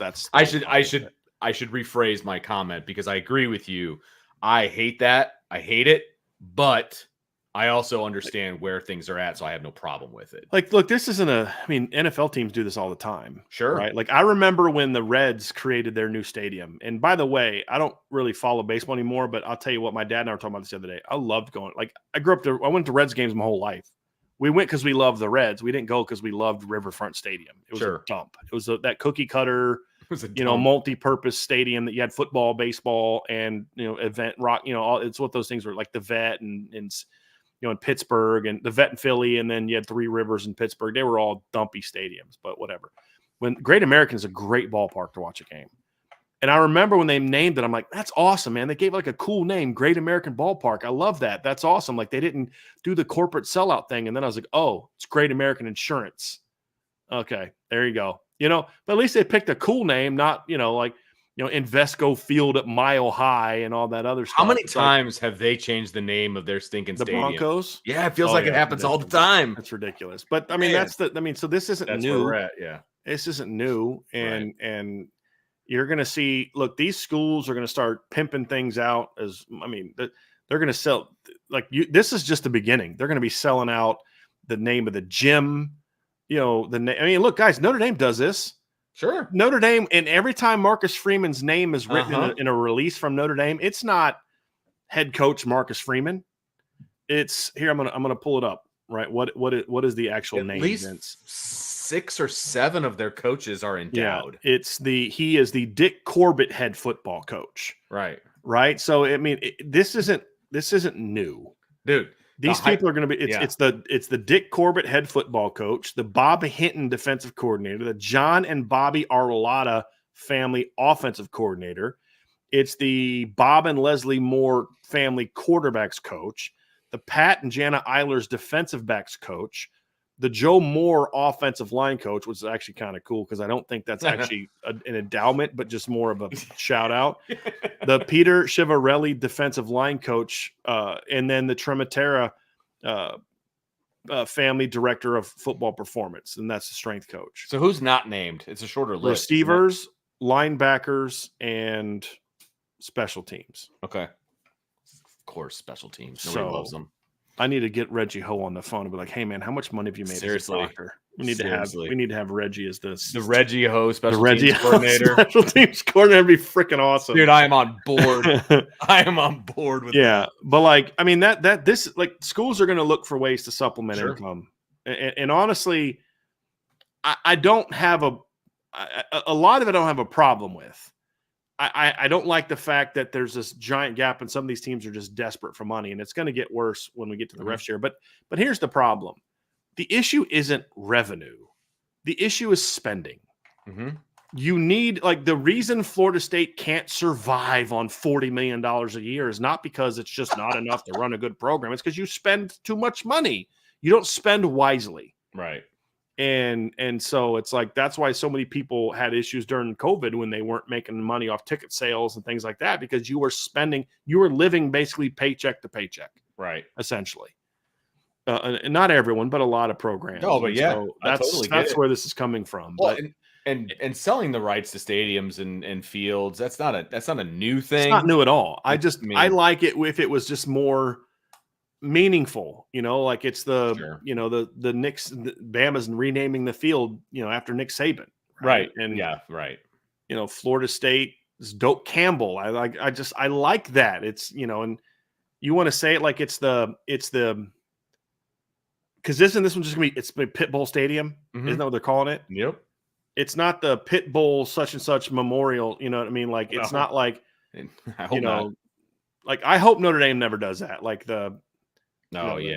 I can't imagine they would get so much pushback if they did that. Well, it depends on who was buying, who was giving the money. Well, that's true. If it's some huge donor, then okay, I get it. The Mendoza in Notre Dame Stadium or something I won't ever call it that. No, but could you sell the naming? What I would hope is that if some donor wanted to give big money to rename the field. So let's say we're going to have such and such field at Notre Dame Stadium. Give the money and then demand that they put something on it. The Newt Rockne field. I see what you're saying. Notre Dame Stadium. Right. So if Brian Driscoll had millions of dollars and he wanted to donate it to Notre Dame, you would say, I want it named the Rockne Field, not the Lou Holt. Driscoll Well, if field. it was me, I would say Lou Holt Field or the Rocket Field, or what I mean. But it would be something but it would give me the Driscoll family field at Notre Dame Stadium or something like that. Yeah, and I don't have a problem with that. For the coaching assistants, I'm. I think that's cool. I think that's awesome. Actually, I think that's a pretty creative way to actually earn some money and to show your respect for the program. Yeah. Also, hey, I'm getting my name on this and I'm supporting the program. I'm more referring to the actual building, right? The stadium. That's more of my issue. I totally get that, and honestly. I think Archer said that Ohio State it's safe light field at Ohio Stadium. Is it really? I hate that. Didn't even know that. I hate that. Just my kids' high school. Every field is sponsored by a business, right? Yeah. But the baseball coach, for example, has 6 state titles, and so it's going to be the coach field at TCU. Stadium or whatever. I can't remember exactly what it is, but it has a corporate name, but the field is named after a coach, which makes sense because he built a program and he's been the coach as long as I've been alive. You know what I mean? So like that's the kind of stuff that I agree with you. I get that they have to do it, but I wish guys, I'm just prepare yourselves. They're gonna have advertisements on jerseys, like the NBA does, like the WNBA does. The Cubs just put a Motorola symbol on their sleeve. That's coming, people, to college football. They passed a rule that's allowed now. You're going to have people selling their helmets. They're going to be putting and I mean, I get it for the, like if I'm going to give you millions of dollars, I want my logo somewhere in the stadium, but I'm just like, don't put it on the field. I just don't think things like that should be on the field. I don't. But yeah, it sucks. You're going to see some schools completely sell out, and there's going to be advertisements everywhere. And here. It's going to be everywhere. Here, helmet. Yeah. Oh yeah. It's going to be everywhere, Brian. And I hate the day that happens. But it is, I mean, they didn't ask my opinion. So nope. Nor do they care about any of our opinions. Nope. They sure don't. So they sure don't, because I'm not sending checks. So they definitely don't care about my opinion. Fields, I don't have many checks either. Yeah, exactly. That's the other thing too, is if I had that much money in my current profession, I would not donate the money for that. But it would be a bit of a conflict of interest in your current profession. But if I had that much money, I'd probably retire. Well, there's that too. Yeah. Let you guys run it, and I'd take more of a different role. Just do shows. Right. Fields of gold, buy, sell, hold. It would be worth trading for a system that produced much greater talent parity across the top 30 to 40 programs in college football, a la the NFL or maybe college basketball, even if that meant Notre Dame's roster would, on average, mathematically over multiple years, not be at the top 10 talent level it has been for most of the past 10 years. I'm not a fan of that. I'm not a fan of forced parity. Okay. Like I'm just not a fan of that. Like here's my thoughts, Vince. I was having this conversation with somebody I liked the other day, and he was talking about, Notre Dame needs to join a conference and talking about creating equitable schedules. It wasn't about Notre Dame. It was about the desire to create more equitable schedules like the NFL. I was like, it's impossible when you have 70 teams, and it's impossible in this open portal era because teams are going to have such, one year they're great, the next year they suck. Mm-hmm. And so much more than the NFL. I'm about creating financial equity at the top when it comes to TV revenue. Outside of that, I'm not doing things like professional sports teams do. I'm not creating a draft where the worst team in Power 5 gets to pick the best player in high school football. Like, that's the type of things that you would need. That's the kind of system that you would need. I don't want to create a system where it says, hey, you can't do this or you can't do that because it's unfair because other people aren't as good at that as you. Like, look, create a set of rules that everybody can live by, and some teams are going to be good at it and some teams are not. You cannot have equity. You're not going to have 50 head coaches that all are the same exactly good at something. You're always going to have people that rise to the top and people that don't. And as long as you're creating a system in which there is some level of financial equity, that's the extent. Here, all I care about is that the eventual leadership of the college football world does two things. Create a system of rules that everyone lives up to. And if you don't want to be part of it, that's fine. You don't have to be a part of our college football league, right? If you want to do this, and this, fine. University of Tennessee doesn't want to obey this, and this, that's fine. You don't have to be part of what we are doing. And then everyone else is going to go over here, and you 5 schools that want to just be complete scumbags, you can all go play with each other over in the corner. You know what I mean? And do what you want to do. But we're going to move on like grown-ups and not be total scumbags, okay, and how we handle business. And what I mean by that is everybody has to sign on. There's enforcement. This is the rules. We're all signing on. This is how it is. And then creating financial equity simply from the TV contracts. That's it. If Georgia makes $20 million more a year on jersey sales than Vanderbilt, so be it. Get better fans. Just, you know what I mean? Like, have a better product that excites your fans, I guess is probably a better way of saying it. If Notre Dame wants to spend $10 million more on their coaching staff compared to Purdue, so be it. Everyone's making the same amount of TV money. Some people are going to rise to the top. I am not a big fan of, I've said this before, Vince, equity. Big fan of equality, not a big fan of equity. I think there should be opportunities that if you want to be good at this, here's the resources in play. Vanderbilt's not going to have $30 million more a year than Indiana, right? Everyone's getting the same amount of TV revenue. Now, what you do with that's up to you. Because just like the NBA and just like Major League Baseball and these other sports where there's revenue sharing, some teams, Vince, in the NFL, everybody's got the same salary cap. Everybody has the same amount of money from the league, same TV money. Some teams are always picking in the top 10. Fire coaches every other year, always picking in the top 10. Because some people just aren't good at this thing. Some people are great at it. And that's fine with me. I don't want a bunch of 9-7 teams in the NFL. I like excellence. And part of the reason I stopped watching the NFL is because there'd be like 2 or 3 really good teams and then a bunch of because of the way that the NFL does its rules and things like that. It's just I don't want to see a 9-7 team go play for the Super Bowl. I want to see 2 great teams play for the Super Bowl.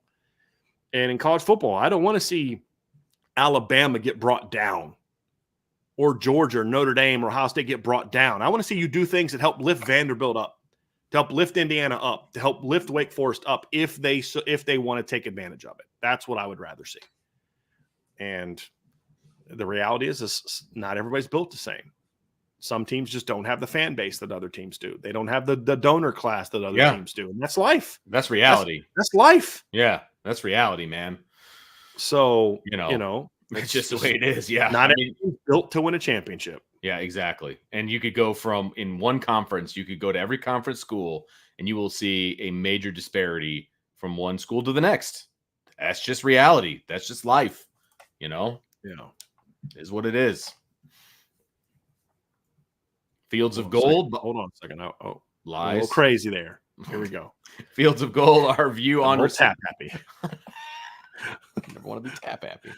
All right. Fields of Gold, buy, sell, hold. Our view on receiver recruiting will shift 180 degrees by a year from now after Mike Denbrock and Mike Brown's first year, and with an NIL approach that it sounds like was taken with Meadows. Buy.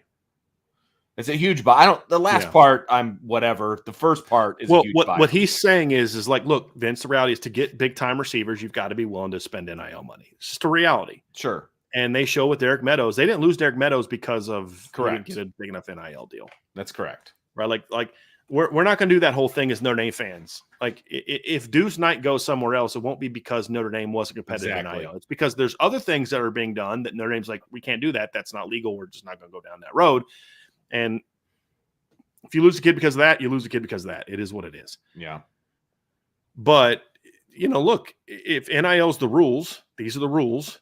Mm-hmm. You can either choose not to participate in it or you can participate in it. When you have the support that Notre Dame has of fans and donors and alums and boosters and all that other kind of stuff, if they're willing to raise the money to go out and get a top 10 wide receiver, then go freaking get a top 10 wide receiver. I don't love it, but that's the rules. It's not illegal. That's the rules. Right. And so Notre Dame isn't going to lose a kid because of that. They're going to lose kids because they don't put kids in the NFL and because they don't throw the ball. That's why they lost Derek Meadows, not because of, they weren't willing to match the financial offer. It's one school produces a bunch of NFL receivers and the other one doesn't produce hardly any. Right. One team throws the ball for a ton of yards. The other team hasn't. And yes. So in that regard, the first part is important, but the second one is too, Vince, when you're talking about top receivers. It just is. Sure. That's just the reality. I get that. We don't have to like it, but because my point is if the first part gets better, you're still going to have a smaller pool of players if you're not willing to do number 2 as well. I think my point was that I've never necessarily worried about Notre Dame and NIL. I've always just this, and I don't know any details. Those are the kind of things I don't know about. But in my opinion, I feel like Notre Dame does what they do in NIL, and I'm fine with it. But the first part is super important to me. I feel like that part is going to happen, and that part is going to be a much easier sell from a recruiting standpoint, because that's why they lost Meadows. That first part is why they lost Meadows, not the second part. So that's why I didn't mean to dismiss it. I've just always just kind of assumed that Notre Dame is doing what they do in NIL and they're competitive in NIL. I've always been told that they're competitive. They're doing it the right way, which is why I enjoy being a Notre Dame fan, right? As far as, as well as being an analyst and following the team like that. And so The first part's way more important to me because I think Notre Dame's doing their due diligence in the NIL department. So that's what I meant by for kids that they think are worth it. Exactly. And that's fine. I'm cool with that. You know what I mean? There's some teams that are just giving money just to get a kid that they don't even think that good of a player. They missed on this guy. So let's throw that same money at this other kid. That's not smart business. And those schools have lost my phone number, and I don't understand why that is. Fields of Gold with another one, buy, sell, hold with only 12 teams. Notre Dame should schedule at most 3 non-power 4 teams, Navy plus 2 more, similar to most SEC teams, but fewer than the 2 non-power 4 opponents we see from Big Ten programs.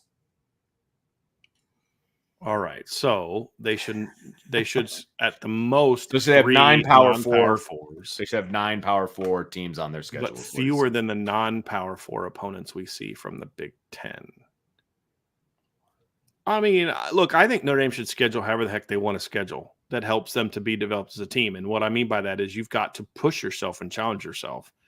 I'm fine if Notre Dame wants to have 4 non-power 4 teams in their schedule. My issue is, well, who are those power 4 teams? Sure. I don't want any of them to be an FCS team. I did not like that. I did not either. My point is this: you have Navy on your schedule, right? And you have, let's say you go back to playing Army and Navy every year, just for the sake of argument. And then you have a MAC team on your schedule. And then you go out and play Memphis. Well, look, Memphis is going to, as the 4th non-power 4, is going to be a lot tougher test than half the Big Ten, half the ACC, half the SEC, half the Big 12, right? So it's more about the quality of the opponent, not who's power 4 or not. Because Notre Dame could schedule 12 power 4 teams or 11 and Navy, and it's a crap schedule. Oh, 100%, because you're just the bottom of the barrel of all the power 4 It's like Notre Dame fans they'll say this, oh, it's a MAC team. Yeah, but it's a really good MAC team. That's beaten power 5 teams in recent seasons. So so let's say Notre Dame said, we're not going to play Miami of Ohio this year. We're going to pass on them. We're going to instead schedule Vanderbilt. Did that actually raise their schedule? No, it weakened their schedule. It didn't help their schedule. It made it worse. Mm-hmm. And so to me, it's like you have to look at the quality of the opponent. And in my opinion, too much of this discussion revolves around this notion of, well, they're this conference, which equals this. Well, that's not necessarily true. There are teams from those conferences that are actually good football teams. I mean, okay, last year, if Notre Dame would have had Miami of Ohio on their schedule, who do you want to have, Miami of Ohio or Cincinnati? A lot of Notre Dame fans would have said Cincinnati. Why? They're a Power 5 team. Well, yeah, but they went 3-9 and lost at home to Miami of Ohio. Well, Miami's a better team. Yeah, but they're a MAC team. So, you get what I'm saying? They would actually rather schedule a crap Power 5 team than a really good Group of 5 team, right? Based on the past, and you have to have a good balance. And you could play so Florida, Alabama. Let's say they only play Big Ten only plays 3 non-conference games, right? Because they play 9 regular season games. Okay, well, what do you do with that 3? If you're playing an FCS school and then a MAC school, and then you're playing some team from the South that also stinks. Okay, you didn't challenge yourself. I don't like that. So Notre Dame's going to go play Navy, who's been a bowl team a lot of times in the last 10 years. That's the thing. It's it doesn't matter how good Navy is. Notre Dame fans don't respect playing Navy. But they won 11 games this year. Yeah, but it was in the AAC. Right. They never will. They're going to beat a lot, so that's the thing, is just challenge yourself. That's what I care about. Challenge yourself. The tougher you have it at the top, then the more I'm willing to accept with you at the bottom. The softer you are at the top, the deeper your schedule better be. That's basically how I look at it. So I'm selling this as a general rule because I just need to know who the teams are. I need to know the quality of the teams at the top before I'm willing to sell you that they should not schedule more than 3 non-Power 4 teams, because again, you could schedule a couple non-Power 4s. They're going to challenge you a lot more than half the teams in the Power 4. Sure. So we're going to cancel that game against Boise State and go play Vanderbilt. Well, did you really make your schedule better? It made you feel better about it. Right. But it's not actually better. Right. And so the way I look at it is that way, man. There's some good football teams out there. Challenge yourself with some of those teams, right? Where it's a warm-up game. You should never lose, but you and I had this conversation 2 years ago. You made assumptions about, let's be honest, you made assumptions about Marshall. 100%. Because of the league they were from. And I kept telling you what, dude, this is now, am I excusing the loss to Marshall? No. Not a chance. Inexcusable. But I kept telling you, dude, that's a good football team. They got you. After that, you'd have rather played half the teams in the Big Ten after you watched Marshall than you would have rather played Marshall or Vanderbilt or, teams like that, right? Sure. There's play those teams. Don't play Kent State. Don't play Akron. I don't want to see Notre Dame play Akron. They suck. Right. They're a terrible MAC team. I have no problem playing Miami of Ohio. I have no problem playing Northern Illinois. They're both they're both at the top. They're quality teams. Bowling Green, sort of a regional team to you. And they've had some good teams. No problem with that. Ball State's an in-state school. They're not very good, but it's an in-state school. I don't want to see what do you get out of playing Akron? Nothing. I don't mind them playing Eastern in a non-conference. That's a quality Group of 5 MAC team. They should never challenge Notre Dame, but not every game is meant to challenge you. It's building blocks, right? Right. You don't duck good teams, but you also don't overload yourself with unnecessarily with good teams. And that's the balancing act that Notre Dame has to play. And this obsession with Power 4 versus non-Power 4, I can't go. Andrew Gilmore, great point. Toledo almost had Notre Dame beat. That's a really good MAC team. Toledo would have gave Notre Dame a much better game than half the teams in the Big Ten that year and several teams in the SEC and ACC and Big 12 and Pac-12. That's just a fact. So play that team. Don't play Akron. Right. That's where I'm coming from. You know what I mean? Don't play Kent State. Don't go play some team. Don't play UMass. Don't play UConn when they're really bad. Now, if Jim Mora Jr. Actually, it's not Jim Mora Jr., it's just Jim Mora. They have a different middle name. But if Jim Mora gets UConn rolling again and they're a bowl team, play them. But UMass is a joke of a program right now. You get nothing out of that. You get nothing out of playing Kent State. There's understandable reasons to play Ball State in Central Michigan because they're not very good teams, but they're at least good enough to where it's not like playing Tennessee State. Like watching Central Michigan compared to Tennessee State was like, man, that's just not even the same level of football. And Central Michigan wasn't even that good, but it's still very, very different. So, but like Central Michigan last year lost to New Hampshire. New Hampshire had a dude, I think they got drafted this year, didn't he? I think they got a quarterback that's now going to be starting in Minnesota this year. Like that's an FCS team that's pretty good. Some teams I'm cool with them scheduling those teams. Notre Dame shouldn't. Right. So that's kind of where I'm at. Gotcha. Somebody said, I think Ohio State plays Akron most years. That's a different situation though. That's a state school. Right. They're part of a state program. It's a school you have a relationship with. I mean, right. And when Ohio that. State plays Akron, they normally have a non-conference game against a Notre Dame, an Oklahoma. Right. Ohio State has had some soft non-conference schedules, but by and large, they don't duck people. Right. They've played Cincinnati in past years. Now they kill Cincinnati, but when you schedule Cincinnati, you're not thinking cakewalk just because they happen to be bad when you actually played them. It's like Notre Dame's 2021 schedule. Ended up being pretty soft. Did you know that when you had a road game to open the season at Florida State, when you played a neutral field game against Wisconsin, did you know they were going to be bad? Did you know USC was going to stink that year? Right. Did you know that North Carolina was going to be down that year? I mean, you never know, but there's something for the attempt. When you play Akron, when you play Tennessee State, there's no attempt at all to play a game that gives you anything other than just have a scrimmage. Like I literally Notre Dame would have been better off playing an inter-squad scrimmage on Saturday than playing Tennessee State. I mean, it was whatever. It's cool. You got nothing out of it as a football team, in my view. Nothing. Greg Nielsen, buy, sell, hold. Coach McCullough's genuine confidence and attention to detail visibly shows up in the play of Notre Dame's running backs and the way that they carry themselves. His running backs, as much as any other coach, appear to be a reflection of him. I'll buy that. I think that's very obvious. Yeah. And even last year, first game of the year, I mean, one of the things the coach McCullough preaches a lot, Vince, is protect the football. Your stud running back fumbles the ball in the first quarter of the game last year, and what happens? We don't see him again until the third quarter.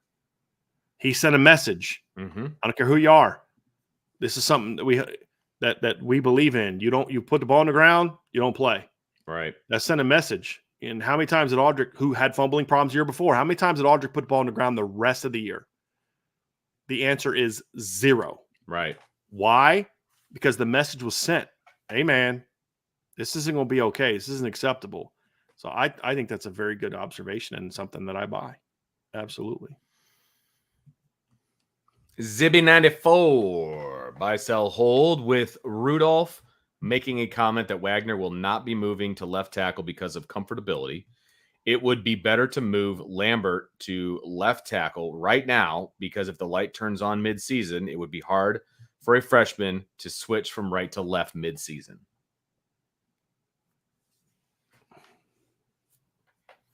Yeah, I buy that, especially since Lambert didn't play right tackle in high school. I mean, if you're going to get Gerby Lambert ready to play, in my opinion, the move would be to move Emil Wagner there. I know what he said, but how long have you played him there? He didn't look good the first. You tried him out there during a one-on-one period. He didn't do well, so you just said, "Oh, screw it, we're not going to." You know what I mean? Like, how much time did they give Emil Wagner playing on the left side? I don't think they gave him any time. I think he just told them, "I feel more comfortable." That's the way it sounded in the audio. Is that he told the coaching staff he feels more comfortable on the right side. I know. I'm just telling you what he said. Yeah, I just don't think he cares to get Gerby Lambert ready to play. Right. That's the impression he gave with his own words. Correct. I could be wrong. I hope I am wrong, but I mean, it just sounds like this is just what they're doing. Yeah. I was very discouraged by that. I'll be honest with you. And not that I even dislike Tosh Baker. I've defended Tosh Baker. It's just, you're not going to have a competition there. You put you can rig a competition. And if your competition is, well, we put Ty Chan out there too, that's a rigged competition. Yeah, exactly. Right? Like, you're not being serious.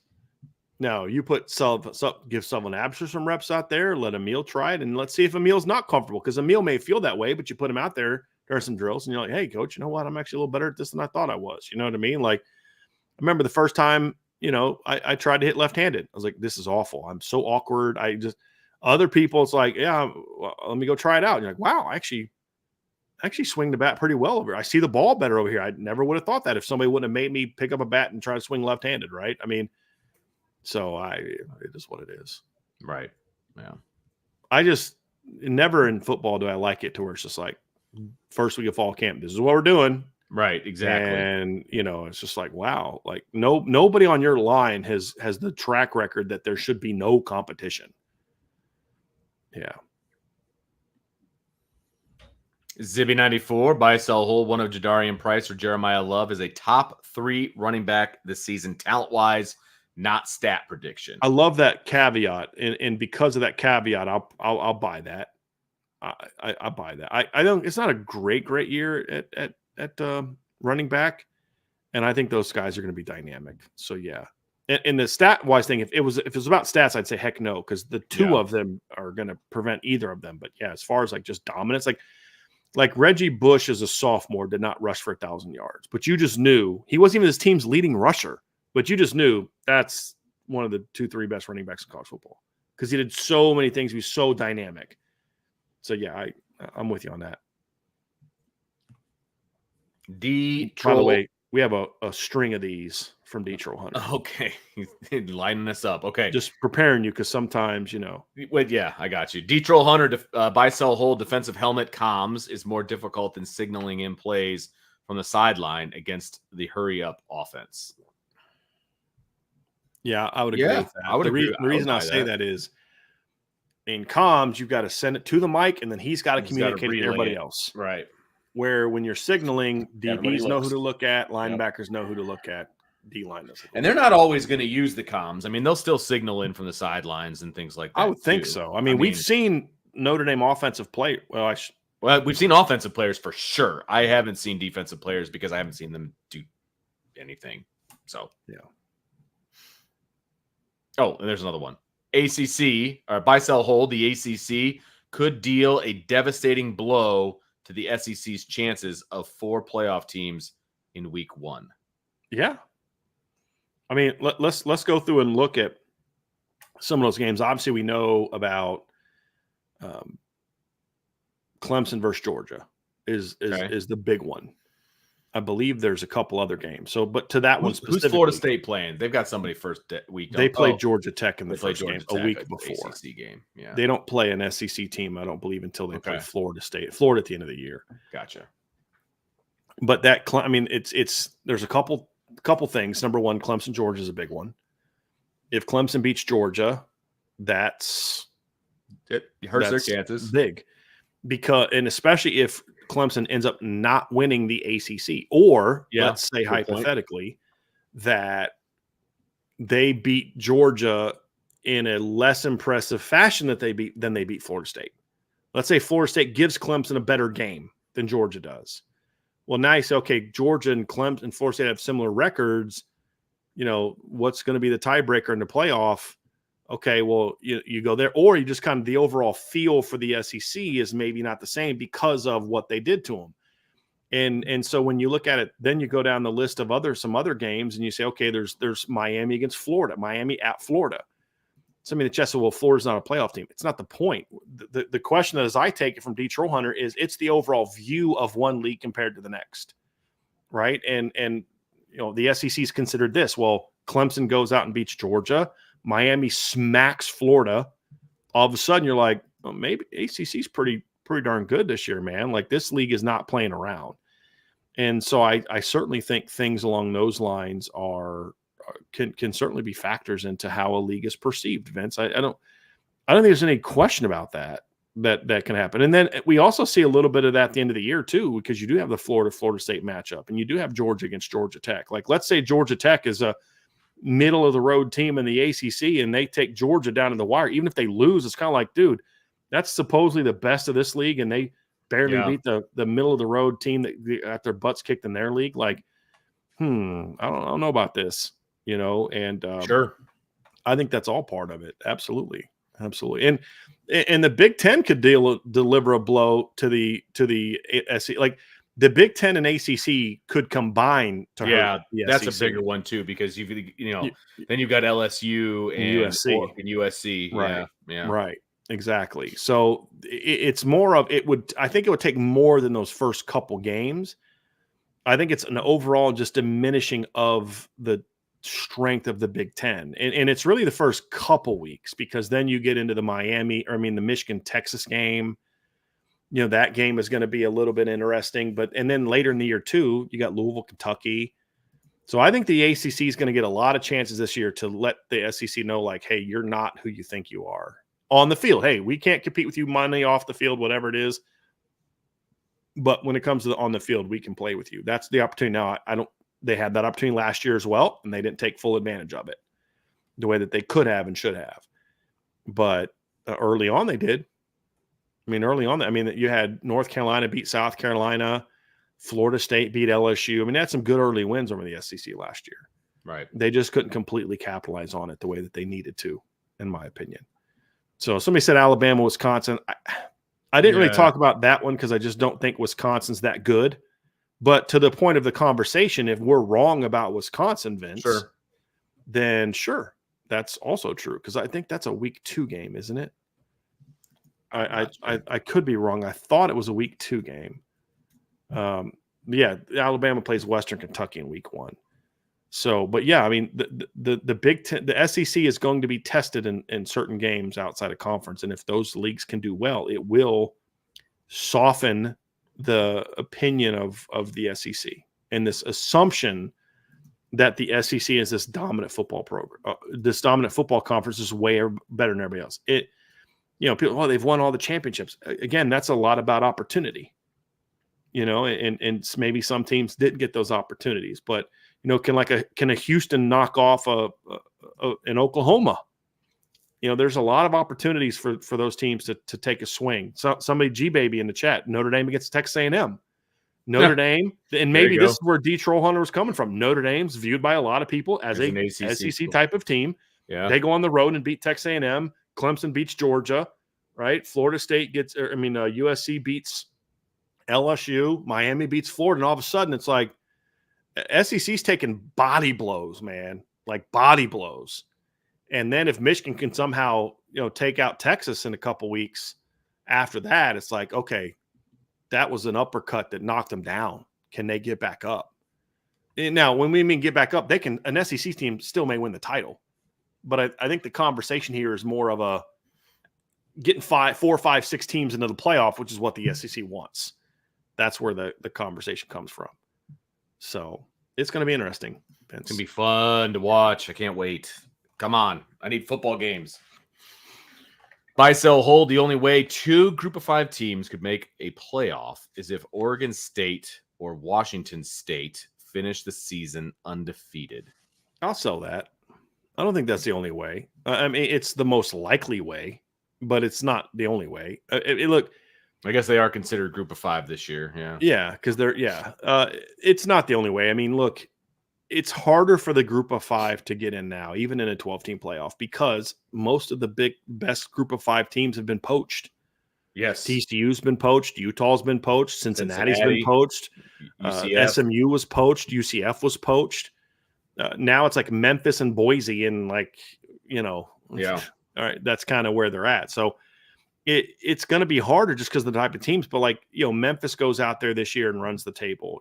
They may be in that conversation, right? I mean, you've got some other teams that are group of 5 that you say, okay, if you play a tough enough schedule, you might be able to get in there. And it also here's the other thing. It's also going to require that a lot of the big leagues just annihilate themselves. Yeah. Meaning that you've got the one team that's the automatic get in, right? Like, let's say you have to have a UCF type of team, not a Liberty that they're getting in because they're undefeated against nobody, but a UCF team where UCF was ranked in the top 10. Remember that when the UCF had a couple of those really good teams, they were a top 10 team. You have to have that. And then you have to have another really good team that's going against a 3 to 4 loss group of 4 team. So it's not just about that. It's also about if those teams just kind of beat each other up a lot this year, then I think that could get that second team in. It's going to be hard. It's highly unlikely, but it's not the only way. So I'm going to sell it as the only way. There are other ways. All of them are unlikely, in my opinion. I think there's a better chance you have an undefeated Liberty and an undefeated Memphis than you do one of those 2 teams getting into the playoff. You know what I mean? Perception wise, sure. But if Memphis goes undefeated this year, right, Vince, let's just say Memphis goes undefeated. They don't play a super daunting schedule, but they got to play at Florida State. That'd be a pretty big one. That gets them in, right? Well, who's the other team that could maybe get in? Who's the other team that might have a schedule good enough to get in? That's going to make it a lot tougher. I mean, let's talk about your boy Jared Parker, right? I mean, if Troy goes undefeated this year, okay, well, they would have to do what? They can't. They'd have to beat Memphis. So those 2 teams play each other. So it's not an option. And then they play at Iowa. I was going with the Iowa game because that was kind of my point. Let's say Air Force goes undefeated also. They got to play Baylor on the road. They got to play Oregon State. Could they be a team if there's that second undefeated team? Maybe. If Boise State, let's say Boise State goes undefeated, Vince, they will have had to go on the road and beat Oregon and also beat Oregon State at home. So if Memphis and Oregon State are both undefeated, Boise are both undefeated, and the one of them's in automatically, right? So if the second one who has that type of victory is matched up against a 9-3, 8-4 Power 5 team, there's a chance, small chance, that second team gets in over that 3 to 4 loss Power 5 team. Does that make sense? But Liberty's not. If Memphis or Boise's undefeated and Liberty's undefeated, they're not getting in. Why? Because Liberty doesn't play anybody. I mean, their schedule's an absolute joke this year, Vince. I mean, and it was a joke last year. Liberty this year, their schedule's Campbell, New Mexico State, UTEP, East Carolina, App State, FIU, Kennesaw State, Jacksonville State, Middle Tennessee, UMass, Western Kentucky, and Sam Houston State. Memphis deserved to be in over them last year. SMU deserved. They just were undefeated. I'm like, yeah, but who they beat? I don't care if they're undefeated. They played no one. Give me a 10-2 team that played in a good league over that nonsense. So it's possible. It's highly unlikely, but there's more past than just that. The next question on the card here from D-Troll Hunter. Ohio State has the best team in the country if you disregard head coach and quarterback. I don't agree with that. How can you disregard the coach and quarterback, though? No, he's trying to have a conversation about the rest of their roster. About the roster. Yeah. Okay, gotcha. I'm still selling that. Like, Ohio State still has major problems on the offensive line. They have question marks at linebacker. So I don't think it's a given that they have the best team if you disregard those two. I still think Georgia's in that conversation. I still think Alabama's in that conversation. I think Texas is in that conversation, even if you disregard the head coach and quarterback for those teams as well. And so, no, I don't think it's a given. I'm selling that. If their offensive line was as good as it was 2 years ago, I'd maybe say yes. That's a pretty important position, Vince. So you just listed the three most important parts of a football team that are questions for Ohio State. Head coach, quarterback, which you said we won't talk about. Okay, I'll give you the next one. O-line. Right? That's, maybe they're going to be okay, but it's a question mark, just like it is for Notre Dame. So, no, I'm not. I'm going to sell that.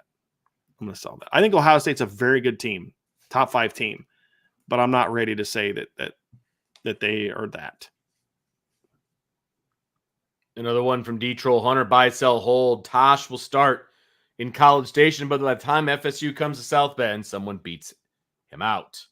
I kind of feel bad for Tosh Baker because, like, you've given everything you got to this program, and you're in your 5th year, and the entire fan base is begging for you to not play. Yeah. I do kind of feel bad for him for that, and I'm hoping that he goes out there and kicks butt because of that. But I still sell this. I'll say this, Vince: the best case scenario. Some of y'all aren't going to like this. The best case scenario for Notre Dame is that Tosh Baker proves everybody wrong. Absolutely, because he's a 5th-year senior that weighs 320 pounds. Yeah, and he's played the position. Like, that's the ideal scenario. It just is. Now, I'm not saying it's going to happen. But I'm saying we should all be, as fans, rooting for him to be better than we think he's going to be, or some of you think he's going to be. I need to see it, Vince. I'm going to hold. I'm going to see how the rest of fall camp plays out, because all I can do right now is I had one practice and comments by the O-line coach, and both of those show us no evidence that anyone else that may play that position is going to get a shot to play that position. Yeah. So it would just have to be he plays so poorly that they're forced to put somebody else out there. Or that could just be coach speak. And so I'm holding because I just want to see how the rest of fall camp plays out. If we see some other guys get that shot, then I'll say, okay, now we have evidence that it is an open competition. Because here's my thing. I'm good with Tosh starting if he wins the job. Mm-hmm. If there's a legitimate conversation. The next buy, sell, hold from him is Pat Coogan, quote unquote, beats out Rocco. Same thing. If Pat Coogan truly beats out Rocco, take the asterisks out, and he beat him out. Okay, cool. Let's roll. But I think the comment behind his next question, his next buy, sell, hold is, I'm assuming D-Troll Hunter's in the chat, so correct me if I'm wrong. I'm assuming that by putting air quotes, so to speak, around that, you're basically saying like he's going to be kind of given the job, and it's not really a beating out. He's going to start, but not necessarily beat him out. It'll just be said to beat him out. If your starting left side of your line are placed there because they're the most experienced, you won't win a championship. You won't compete for a championship because you have a loser's mentality as a coach. It's as simple as that. You play the best players. Now, if those two guys win the starting jobs, that's a different story because they were the best guys for the job. You see what I'm saying, Vince? So it's not even about Pat and Tosh. It's about the mindset of the coach in choosing his starters. If Pat Coogan flat out every single day goes out there and proves himself to be the best left guard in this team, I'll say, okay, I'm expecting a much better year out of Pat. Because for him to genuinely beat out those other guys, Rocco Spindler, Sullivan Absher, those type of players, that means he had to up his game. Let's roll. If I knew that Sullivan Absher and Emil Wagner and Gerby Lambert and Anthony Knapp are all being given a legitimate chance to win the left tackle job and Tosh beat them all out, let's roll. Let's get it, son. I mean, that's how I would feel, Vince. If I think he's being placed there simply because he's the oldest player, that's a problem. That's a huge problem. That means you're not going to have your best 5 out there. That's the reality. So it just comes down to why those guys are starting, not that they are starting. And I hope that makes sense. It's because it's not about Pat or Tosh. It's about, did they truly earn it, or were they put in a position where it's like, dude, don't blow this. Yeah. As long as you don't suck, I'm going to start you. Like that's not where you need to be. And I just don't want to get into that right now, because I want to just see how the next. We don't have enough information plays out, right? And I don't want to like emotionally overreact to Rudolph's comments, because they weren't good, Vince. No, they weren't. But we've heard coaches say things all the time in our lives that it's like, dude, you just said this, and we went and spent an hour talking about it on the show, and then 2 days later it's something completely different. Yeah. So I'm just going to let it play out a little bit and see fair. how it goes. So that's why I'm putting a hold on both of those for right now. Cool. To be honest with you. I really want to sell the first one, but I agree with you. I was definitely in wait and see mode for a while, and I wanted to be a wait and see mode because you have all of camp, right? That's why I wanted to be in wait and see mode. His comments last night got me a little hot and bothered. I'll just say that. I wasn't happy with the comments. But again, you're absolutely right. It could be coach speak. I didn't watch the show. I read Sean's story, and I'm just like, reading those quotes, and I'm like, oh my goodness. Yes. Yeah, wow. That's the issue that I had. It just sounded way too definitive for my liking on August 6th or whatever it was, when, so anyway. Another one from D-Troll: Hunter, buy, sell, hold. Nebraska losing their starting left tackle will greatly impact Dylan Raiola's development this season. I'm holding that simply because I don't know enough about who their backup left tackle is. I mean, they may have a young guy waiting in the wings. It's maybe not ready yet, but it's a talented player. Right. Because my understanding is I asked D-Troll Hunter, actually, when I saw his chat, I texted him and asked him, like, I didn't know that Nebraska lost their left tackle. So he told me that they did, and I just don't know who the next guy is. Yeah. So I don't know enough about their O-line situation. Now, if the replacement is just not a very good player, then yes, that'll hurt his development, because he won't be comfortable in the pocket all year. And that's not where you want to be with a young guy. Right. Yeah. Another one from D-Troll: buy, sell, hold. Jagasaw will be back for bowl practices, but not cleared to play and just do drills. So I had somebody text me the other day. I was gonna say, I hope you know more about his. That said that they were told that this is a 6 to 8 month thing, which would mean he would not be back. Yeah, that's a long time. Holy cow! Postseason. That now you're talking about spring ball. I mean, if it's 8 months, that would get him right into April, but 6 months would get him into February. August, September, October, November, December, January, February, 7 months. Okay. Right. Because he had the surgery beginning of August. So September's 1 full month, or August 1 full month. So did I do it right? August, September, October, November. It would be September, October, November, December. Because from August 3rd, when he had the surgery, to September 3rd is a whole month of recovery. Right. That's so 1 August. month. Right. August. Oh, you're counting it differently than I am. But no, so from August to September is a month. From September to October, we're just saying it differently. When I say September, I'm saying he's had a month. That's 1. Okay. October is 2. We're saying the same thing. We're just saying September. So August to September's 1. September to October's 2. October to November's 3. November to December's 4. Right? Did I miss a month? No. And then December to January's 5. January to February 6, and then February to March is 7. Right. So 6 to 8 would get him back for spring ball. Yeah. So hopefully that's the case. Yeah, but he definitely won't. I mean, if that timeline is accurate, he definitely won't be back for bowl practice, which stinks. Yeah. Buy, sell, hold. The Notre Dame D line versus Texas A&M's O line battle is far more one-sided in Notre Dame's favor than the A&M D line versus Notre Dame's O line, even with the injury to Jagasaw. I'm going to sell that because of the way more is far more comment. A week ago, I probably would have bought that. But without Jagasaw, I don't think it's far more one-sided than it was then. So I'm going to sell that. Like, do I still think that advantage is greater? Do I still think that the Notre Dame offensive line has a better chance of holding up against Texas A&M than Texas A&M's offensive line has against holding up against Notre Dame? Yes, but it's much closer than it was a week ago before Charles Jagusah went down. Yes. I don't think it's like super like close. Like I think some in the chat think, but it's still it's closer. It's definitely closer. In my opinion. This is the matchup that nobody's talking about, though. And agree. That's the problem. Agree. I didn't even click at that time. It went backwards. That's kind of wild. Yeah. But from Rizzo Dog, buy, sell, hold. At the end of the year, the O-line will be viewed as the weakest link of the team. Well, I mean, like the thing about these type of questions and queries and submissions is, I mean, the O-line could be really good, and that's also still true. Be the weakest link. Like, yeah.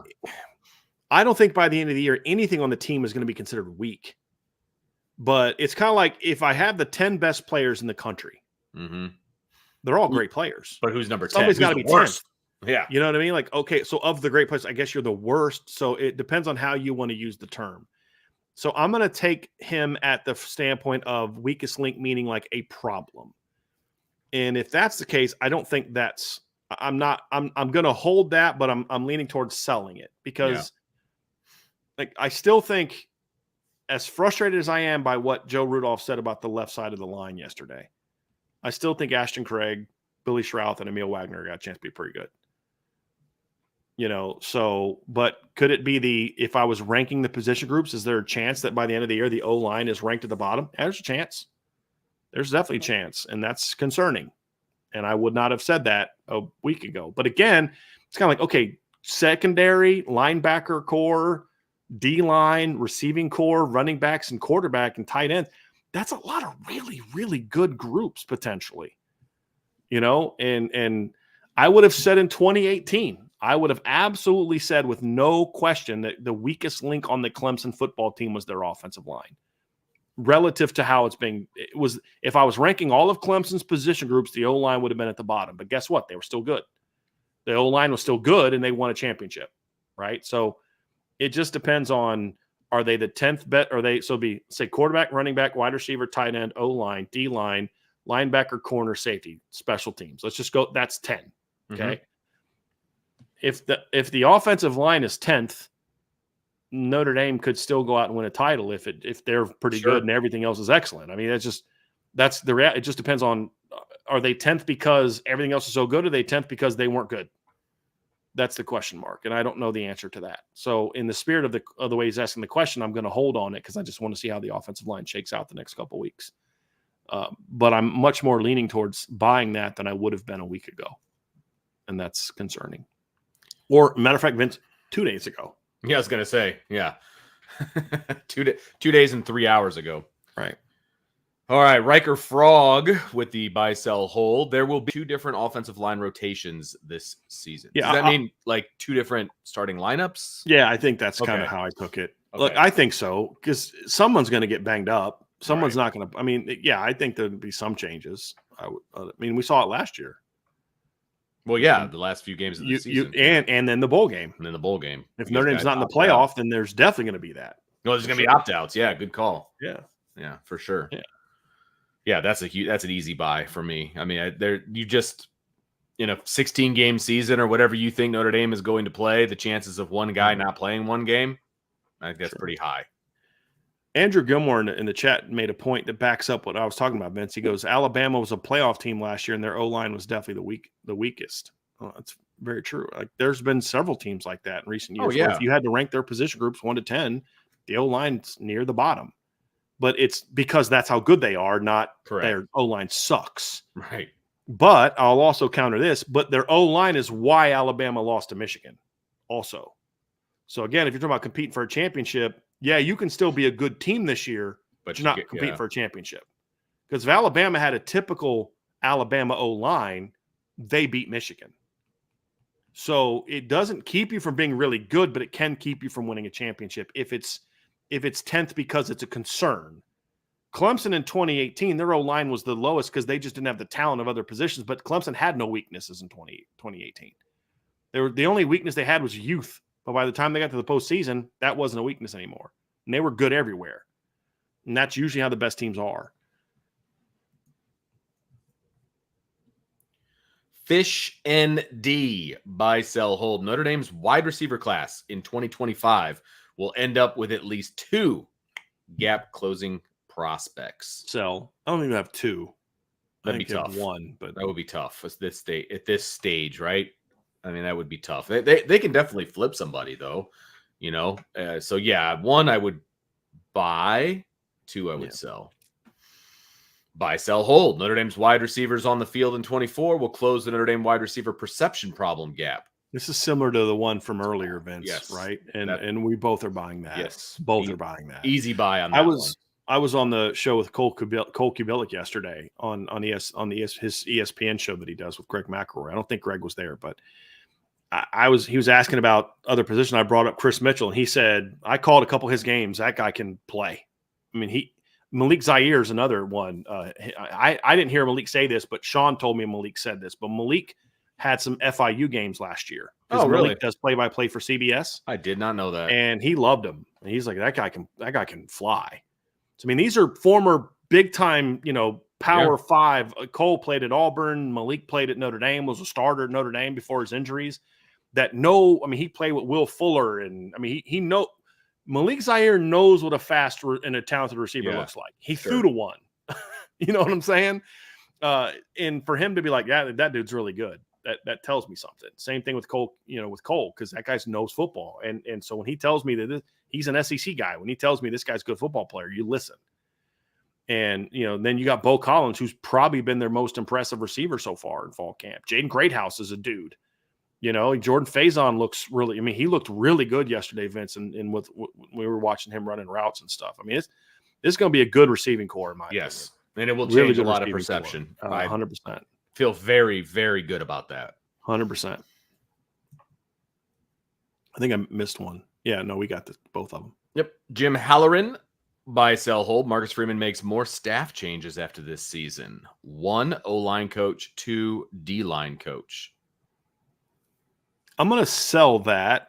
Now, is the D-line coach the staff change on Notre Dame's end, or is that because he's leaving on his own? I took his question to be a negative towards those 2 coaches. Okay. But I'm going to open it up just in general. I could see it if it's about Washington gets a D coordinator job next year. That's the way I see that too. Sure. I'll say this. I hope the answer to this is a sell, because I hope that Joe Rudolph does not give any reason to be let go after the season. I hope that that's the case, because that's good for Notre Dame. If he doesn't get the job done this year, then, you have to make a move. At certain positions, you have to make a move if you're not good enough. Right. I'm not advocating for firing somebody. I'm just saying, you got to get better there, whatever that decision is, bringing in an analyst or whatever the case may be. But you cannot afford to not be great on the O-line. And with the talent that Notre Dame has, right, you can't afford to. Yeah, I agree completely. So I'm going to sell that just because I don't think Joe Rudolph is going to be that. I don't think he's a bad coach. He never had a bad line at Wisconsin. What makes me think he's going to have a bad line at Notre Dame? It's just, is it going to be championship caliber? That's the question. Right. And I don't think there's any conversation about getting rid of Washington right now. The recruiting's going to get better, but the guy coached one of the best D-lines in college football last year, and it's going to supposedly have one of the best D-lines in college football this year. So if you're going to lose him, it may be, I got to hire a new D-line coach because Al Washington's got a D coordinator. Yeah, right. That would be the reasoning for it. Agreed. So if that's the case, Jim, then I'd be willing to buy that potentially. But I would hold on that part, with that caveat, because of the 2 coaching spots. I don't know about O-line yet. I need more information. I would even be more willing to answer this question after game 1, to be honest with you. But the second one with the D-line coach, I don't think he's leaving because something negative happened and he gets fired. I would have a hard time either one. I don't see that happening with either one of them, to be honest. Okay, fair enough. But I maybe that's wishful thinking on the first one. I'll take just trying to be positive. Chris Y, buy, sell, hold. Charles Jagasaw will eventually move inside with a younger lineman taking over at tackle. I'm going to sell that for now because I don't know who that young lineman's going to be. I mean, right now, their two best young linemen are right tackles. Well, and they're that the offensive line coach just told us that can't play left tackle, apparently. Right. I will also say that I think the talent level is deeper at the inside than it is on the outside. So why would you take talent away from the outside and move it inside? So that's why I would sell it. I would say, like, look, if you're talking about, let's say this.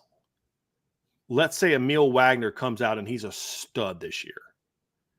And you go into next summer, Charles is coming back. I know exactly where you're going with this. And Gerby Lambert just takes off. So now he's the left tackle. Well, no, you're not even there. Like, you're looking at, say, okay, our 5 best linemen are some combination of Ashton Craig, Billy Schrouth, Charles Jagasaw, Gerby Lambert, and Emil Wagner.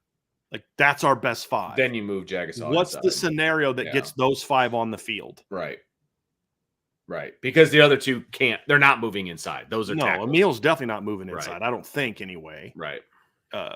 Wouldn't shock me. I mean, I think Emil could play guard. He's light, but he's athletic. He could maybe play guard. I wouldn't want him there. I'd rather have him on the edge, but I could see it. I could see Gerby playing inside. I just don't think that's his best position. I think they're where Charles, like, to me, I feel like when people ask this question, they ask it from a negative viewpoint. Like, they don't think Charles can play tackle. I don't know where that view comes from. I have no idea. That's not the way I took that, but okay. I see that.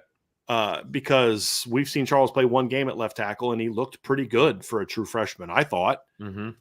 But there's this narrative, and I don't know where it's coming from with Notre Dame fans, that they just don't think he can play tackle. And I don't like, and I've said, I think Charles could be an elite guard. I think he could be an elite guard. But so if I move him, it's because I think he can be a special Quentin Nelson-esque type guard. Not quite that good, but, like, you know what I'm saying? It's not that he can't play tackle. And so I think, look, you got to figure out what gives you your best 5. Maybe that's moving Emil inside. Maybe that would be moving Gerby inside. Maybe that's moving Charles inside. But there could be a scenario where your best players are that. Now, the other side is, well, what if one of your best 5 is Sullivan Absher and he's got to play? Well, now you're not moving Charles Jagasaw. Right. Because Sullivan Absher is more of a guard than he is a tackle. So it just depends on who are the young linemen that emerge that try to force that, hey, I got to figure out a way to get Sullivan Absher on the field. Well, that's most likely going to mean you're playing him at guard. And with Charles Jagasaw coming off of a shoulder injury, I don't want to move him inside where he's getting banged on his shoulder on both sides. Now, I'll say this is, from what I saw yesterday, Vince, it looked like his right shoulder was the one that was in a sling. So his outside shoulder it was not the one that was hurt. So okay. I would say let's just pump the brakes a little bit on moving guys and just see who emerges over this season. Yeah, just I have a buddy like that. God love him. My buddy Tony. Every time Notre Dame gets a kid, he starts talking about where they can move him. I'm like, dude, I'm gonna punch you in the face. Like, you guys, you gotta stop this, man. Oh, like, great. Every kid, you think this kid could play over there? I'm like, no, I think he could play the position that Notre Dame recruited him to play. He recruited to play, right? You know, yeah. All right, give me a sec. I don't know why it does this. Just randomly decides, oh, we're done. We're not going to move now. We're done. Yeah. All right, we got 2 more events and then Sounds 2 more good. cards, and then we're ready to roll. Bracket cover 3. Oh, I like that. Okay. Buy, sell, hold. Notre Dame 2024 defensive line is their deepest in the last 20 plus years. It's going back a ways. Deepest, I'd say, yeah, deepest. Will it be the best? Different question. Deepest? I don't know that I can remember a Notre Dame defensive line that could go 3 deep the way this one could. Yeah, exactly. Go 12. I mean, like when Gabriel Rubio comes back, especially, your third team defensive line would be this: Bryce Young, Junior Tuilamaka, or Boubacar, one of those 2, Donovan Heinisch, and Armel Mukum or Devin Houston. That's your third string defensive line. No, I don't know that I've ever seen a Notre Dame team in my adult life that could do that, put that group out as your third stringers. And we still haven't talked about Brennan Vernon, right? Devin Houston, if he's not the other guy. Yeah. Sean Sevillano. right? Cole Mullins. Like, we're not even Logan Thomas. We're not even getting to those guys because that's fourth team. So, no, I don't know that I've never seen a team this deep. Now, again, deepest is different than best. Deepest is the question, and that one I absolutely say yes. I'm buying that easily with the way that he phrased it. Sure. The next question from bracket cover 3, buy, sell, hold. Marcus Freeman is the ideal head coach for Notre Dame football relative to the extraordinary challenges, NIL, portal, etc., of the current recruiting space and college football culture. I'm actually going to buy that, Vince. I mean, and he's a great fit at Notre Dame. There's no doubt about that. Here's why I'm buying that relative to the question that's being asked. Because Marcus Freeman's old enough to still understand the importance of all the things that make a great football team. He played under Jim Tressel, right? He coached under him. He still understands there's some things you got to believe in, toughness and all that, line play and all that. He's also young enough to not only be, quote unquote, the cool guy, just, not acting cool, but just he's young enough to where his wardrobe, right? All of that stuff. Yeah, I could relate to my players way better when I was coaching than I could now. Yeah, because we kind of listen to the same music. I wasn't faking it. Like, I was only 5, 6, 7, 8, 9, 10 years older than them. Right. It's like they're still listening to the music that I listen to now. To them, it's like, oh, you listen to that old stuff. Oh, I love that. That's great. You know what I mean? So like, but it wasn't fake. Now it's like, who's big? Who's Tupac? What's a Wu-Tang Clan? You know what I mean? Like, it just be a little harder to relate to them. I can't relate to the notion of just not having your head down all the time, not playing outside. Those are all things I can't relate to. So I think he can relate in that regard by just being himself, but also he's old enough to where he doesn't want to be their friend. You know what I mean? He's not that coach. But the other part of it too, Vince, is he's also young enough and not even young enough. He also has the personality to where he understands tradition, but he also understands we've got to be innovative with where this thing is going. Sure. Where a lot of older coaches are kind of like, nah, I don't want to change. I like the way that it was, and I'm not gonna get into that. And so I also think he doesn't have enough of a track record where he can sit there and say, nope, my way is the way to do it. He understands, like, look, we got to be thoughtful about this. So I think that's a fair thing to say. In some instances, his youthfulness as a coach has created some issues, but in handling this stuff, I think it's helpful because he played in, like, a coach in his 50s cannot relate to the notion of, 50s and 60s cannot relate to the notion of players deserving to get paid. They just can't relate to it because they remember what it was like when they played, when it wasn't everybody's on national TV. And it was just, you were playing because you loved the game. Marcus Freeman's a guy that played in college in front of 100,000 people every week and was on national TV every week and saw the stuff going on and the money that was being made. And he's like, I'm more sympathetic to the fact that players need to be getting a little bit of something than maybe what an older coach would be. Yeah. And then how to handle that. And those, so I think in a lot of ways that makes a lot of sense. Well, so I'm going to buy that. And yeah, his biggest selling point to a lot of kids is just the relationship piece. And he's just very good at talking to kids and forming those relationships. He just is. And because he's young, whether that is something that, he can't control his age, obviously, but because he's young, and I've seen this a million times, whether it's in coaching or teaching, right? When you're around kids, the younger you are, the more they just automatically trust you and assume you're like them. Exactly. Yeah. And that's just the way it is, man. And he has a way of just utilizing that as an in to make relationships with kids. I'm not saying they're not genuine and all that, because you have to have an in with a kid. You have to. And a lot of times that's his in. And he is quote unquote cool. He just is, the moms love him. The kids love him. It's down the line. So I see the reaction that people get when he walks into a room, and it is multi-generational, but it's especially the youth for sure. Bracket cover 3, buy, sell, hold. The NCAA is afraid to impose penalties on teams that break their own rules. For example, NIL infractions, in part due to political and ideological reasons. They are afraid of, quote, bad press or lawsuits by special interest groups. Buy. Easiest buy of the show. Yeah. Buy. They're cowards. And then they're gonna go, try to go hard on some team that nobody cares about. Or they go hard on a head coach that they have no control over anymore. If I'm a group of 5 team, I am following the rules to the T right now. Because, like, dude, what was that old expression that, it's like, Kentucky cheated so bad that they got, like, some other team that nobody cares about put on probation? You know what I mean? Like, exactly. Like, man, if you're Eastern Michigan, Chris Creighton, man, you better be following the rules, because if Michigan keeps on cheating, they're going to come at you. You know what I mean? It's true, though. I mean, look, they already came down with the sanctions for Harbaugh, right? And he's going to be suspended and all. He's not even a college coach anymore. So they came down super hard on him because they really have no control over him anymore.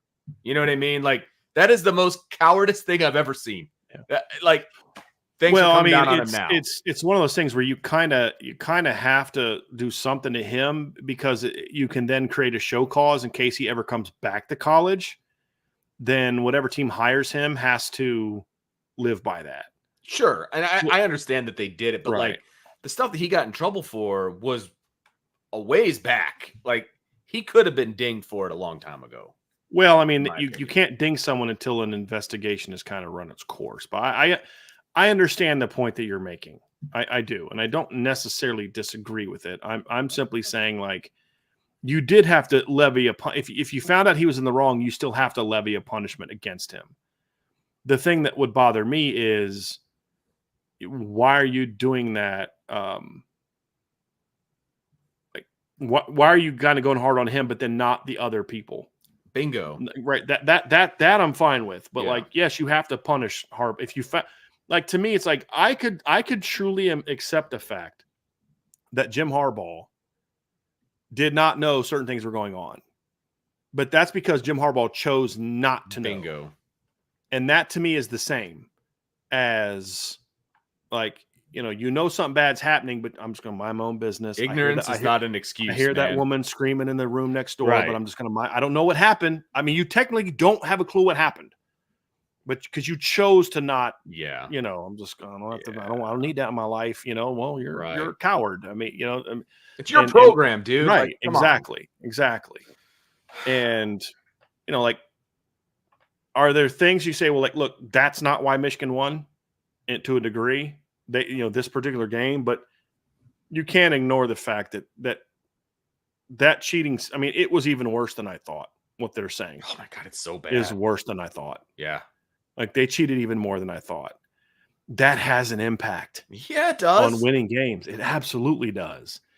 And what did they saw? The record that Michigan had before the Connors was 42-26, and the record after is 40-3. Yeah. And your 3 losses were to a 5-point loss to Michigan State, Georgia in the college football playoff, and then TCU in the college football playoff. Like, just randomly, you got way better. Yes. Now, is that the only reason? No. He did make coaching changes.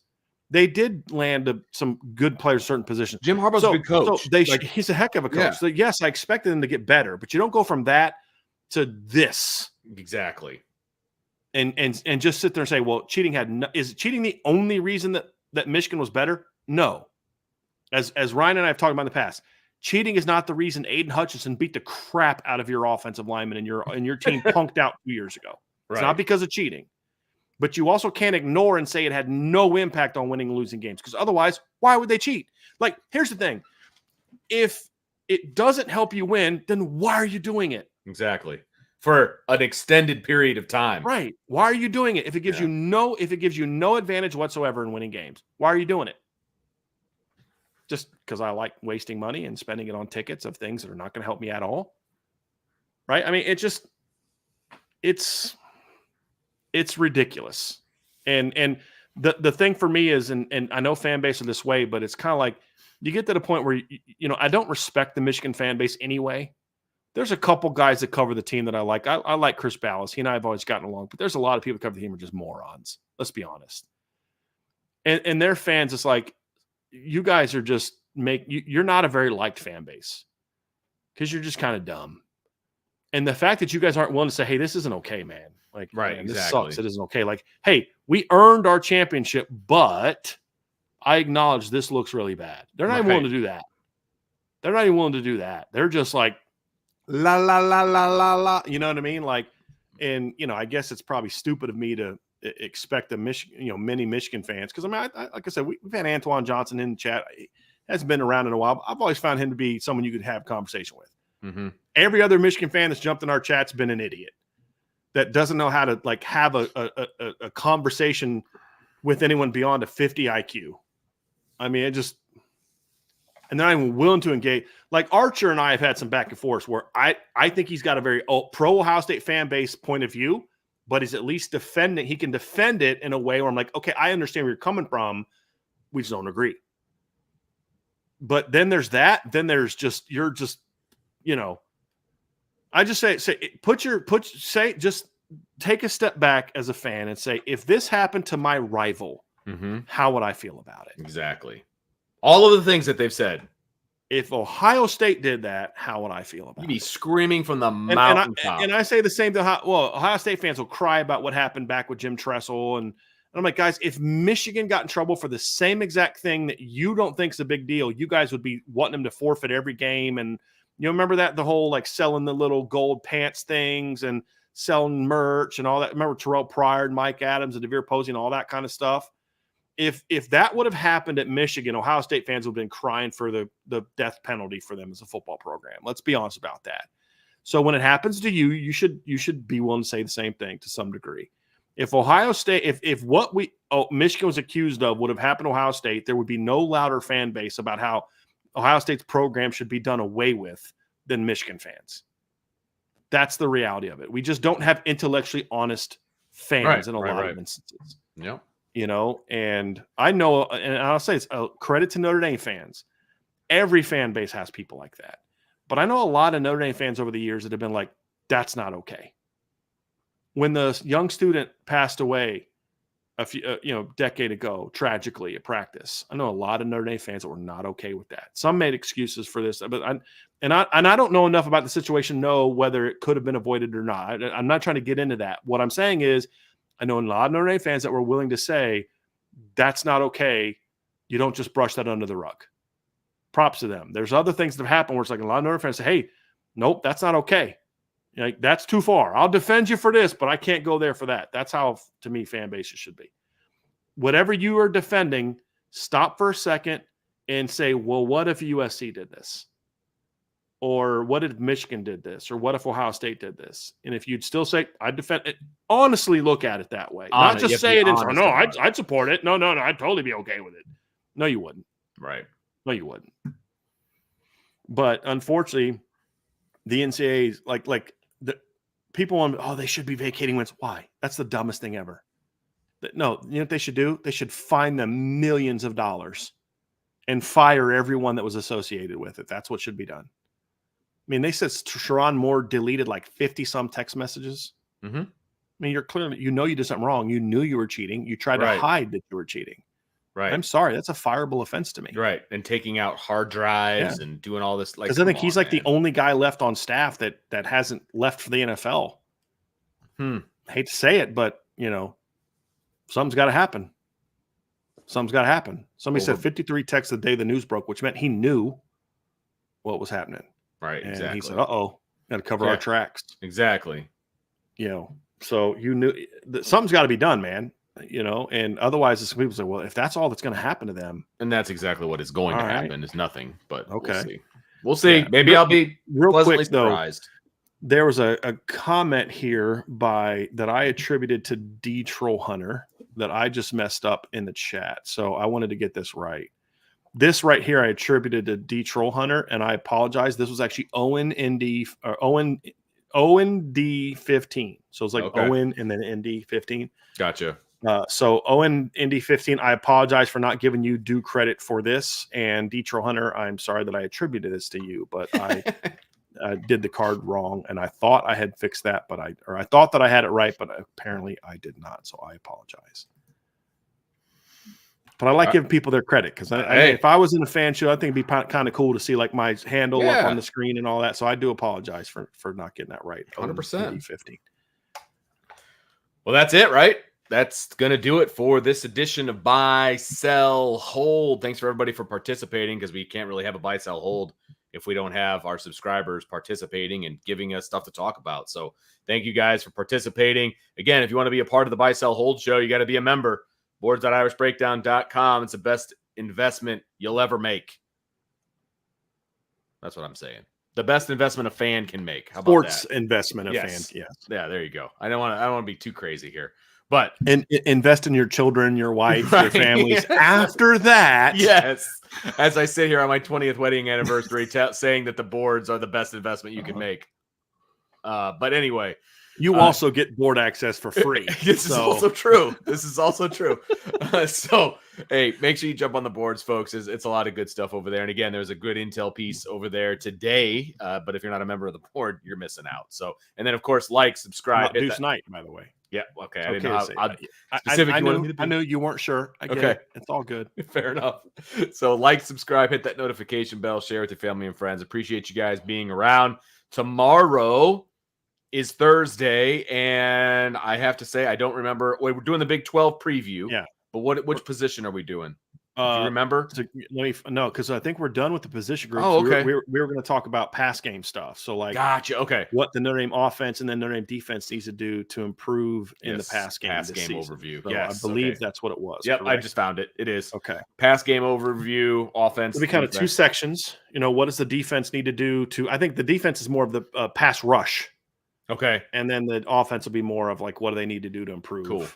And then what does defense need to do to maintain the coverage part of what we talked about to still be good? What are some of the question marks there? But awesome. It'll be partly just overall pass game stuff. Cool. So join us tomorrow for pass game talk. And then of course, we're going to do the Big 12 preview. And then of course, Friday is the Friday free for all mailbag. So we're going to be finishing the week super strong. Can't wait. And then today, also this evening in about 8.5 minutes, we've got IB Nation Sports Talk. So make sure you tune in for that. I've been perusing the rapid fire questions before this show, and we've got some good stuff to talk about there. So, hey, go take your restroom break, get a snack, come on back at 5:00, and we'll have some fun at IB Nation Sports Talk. So, until then, this is Brian, this is Vince, and we will talk to you next time on the Irish Breakdown podcast.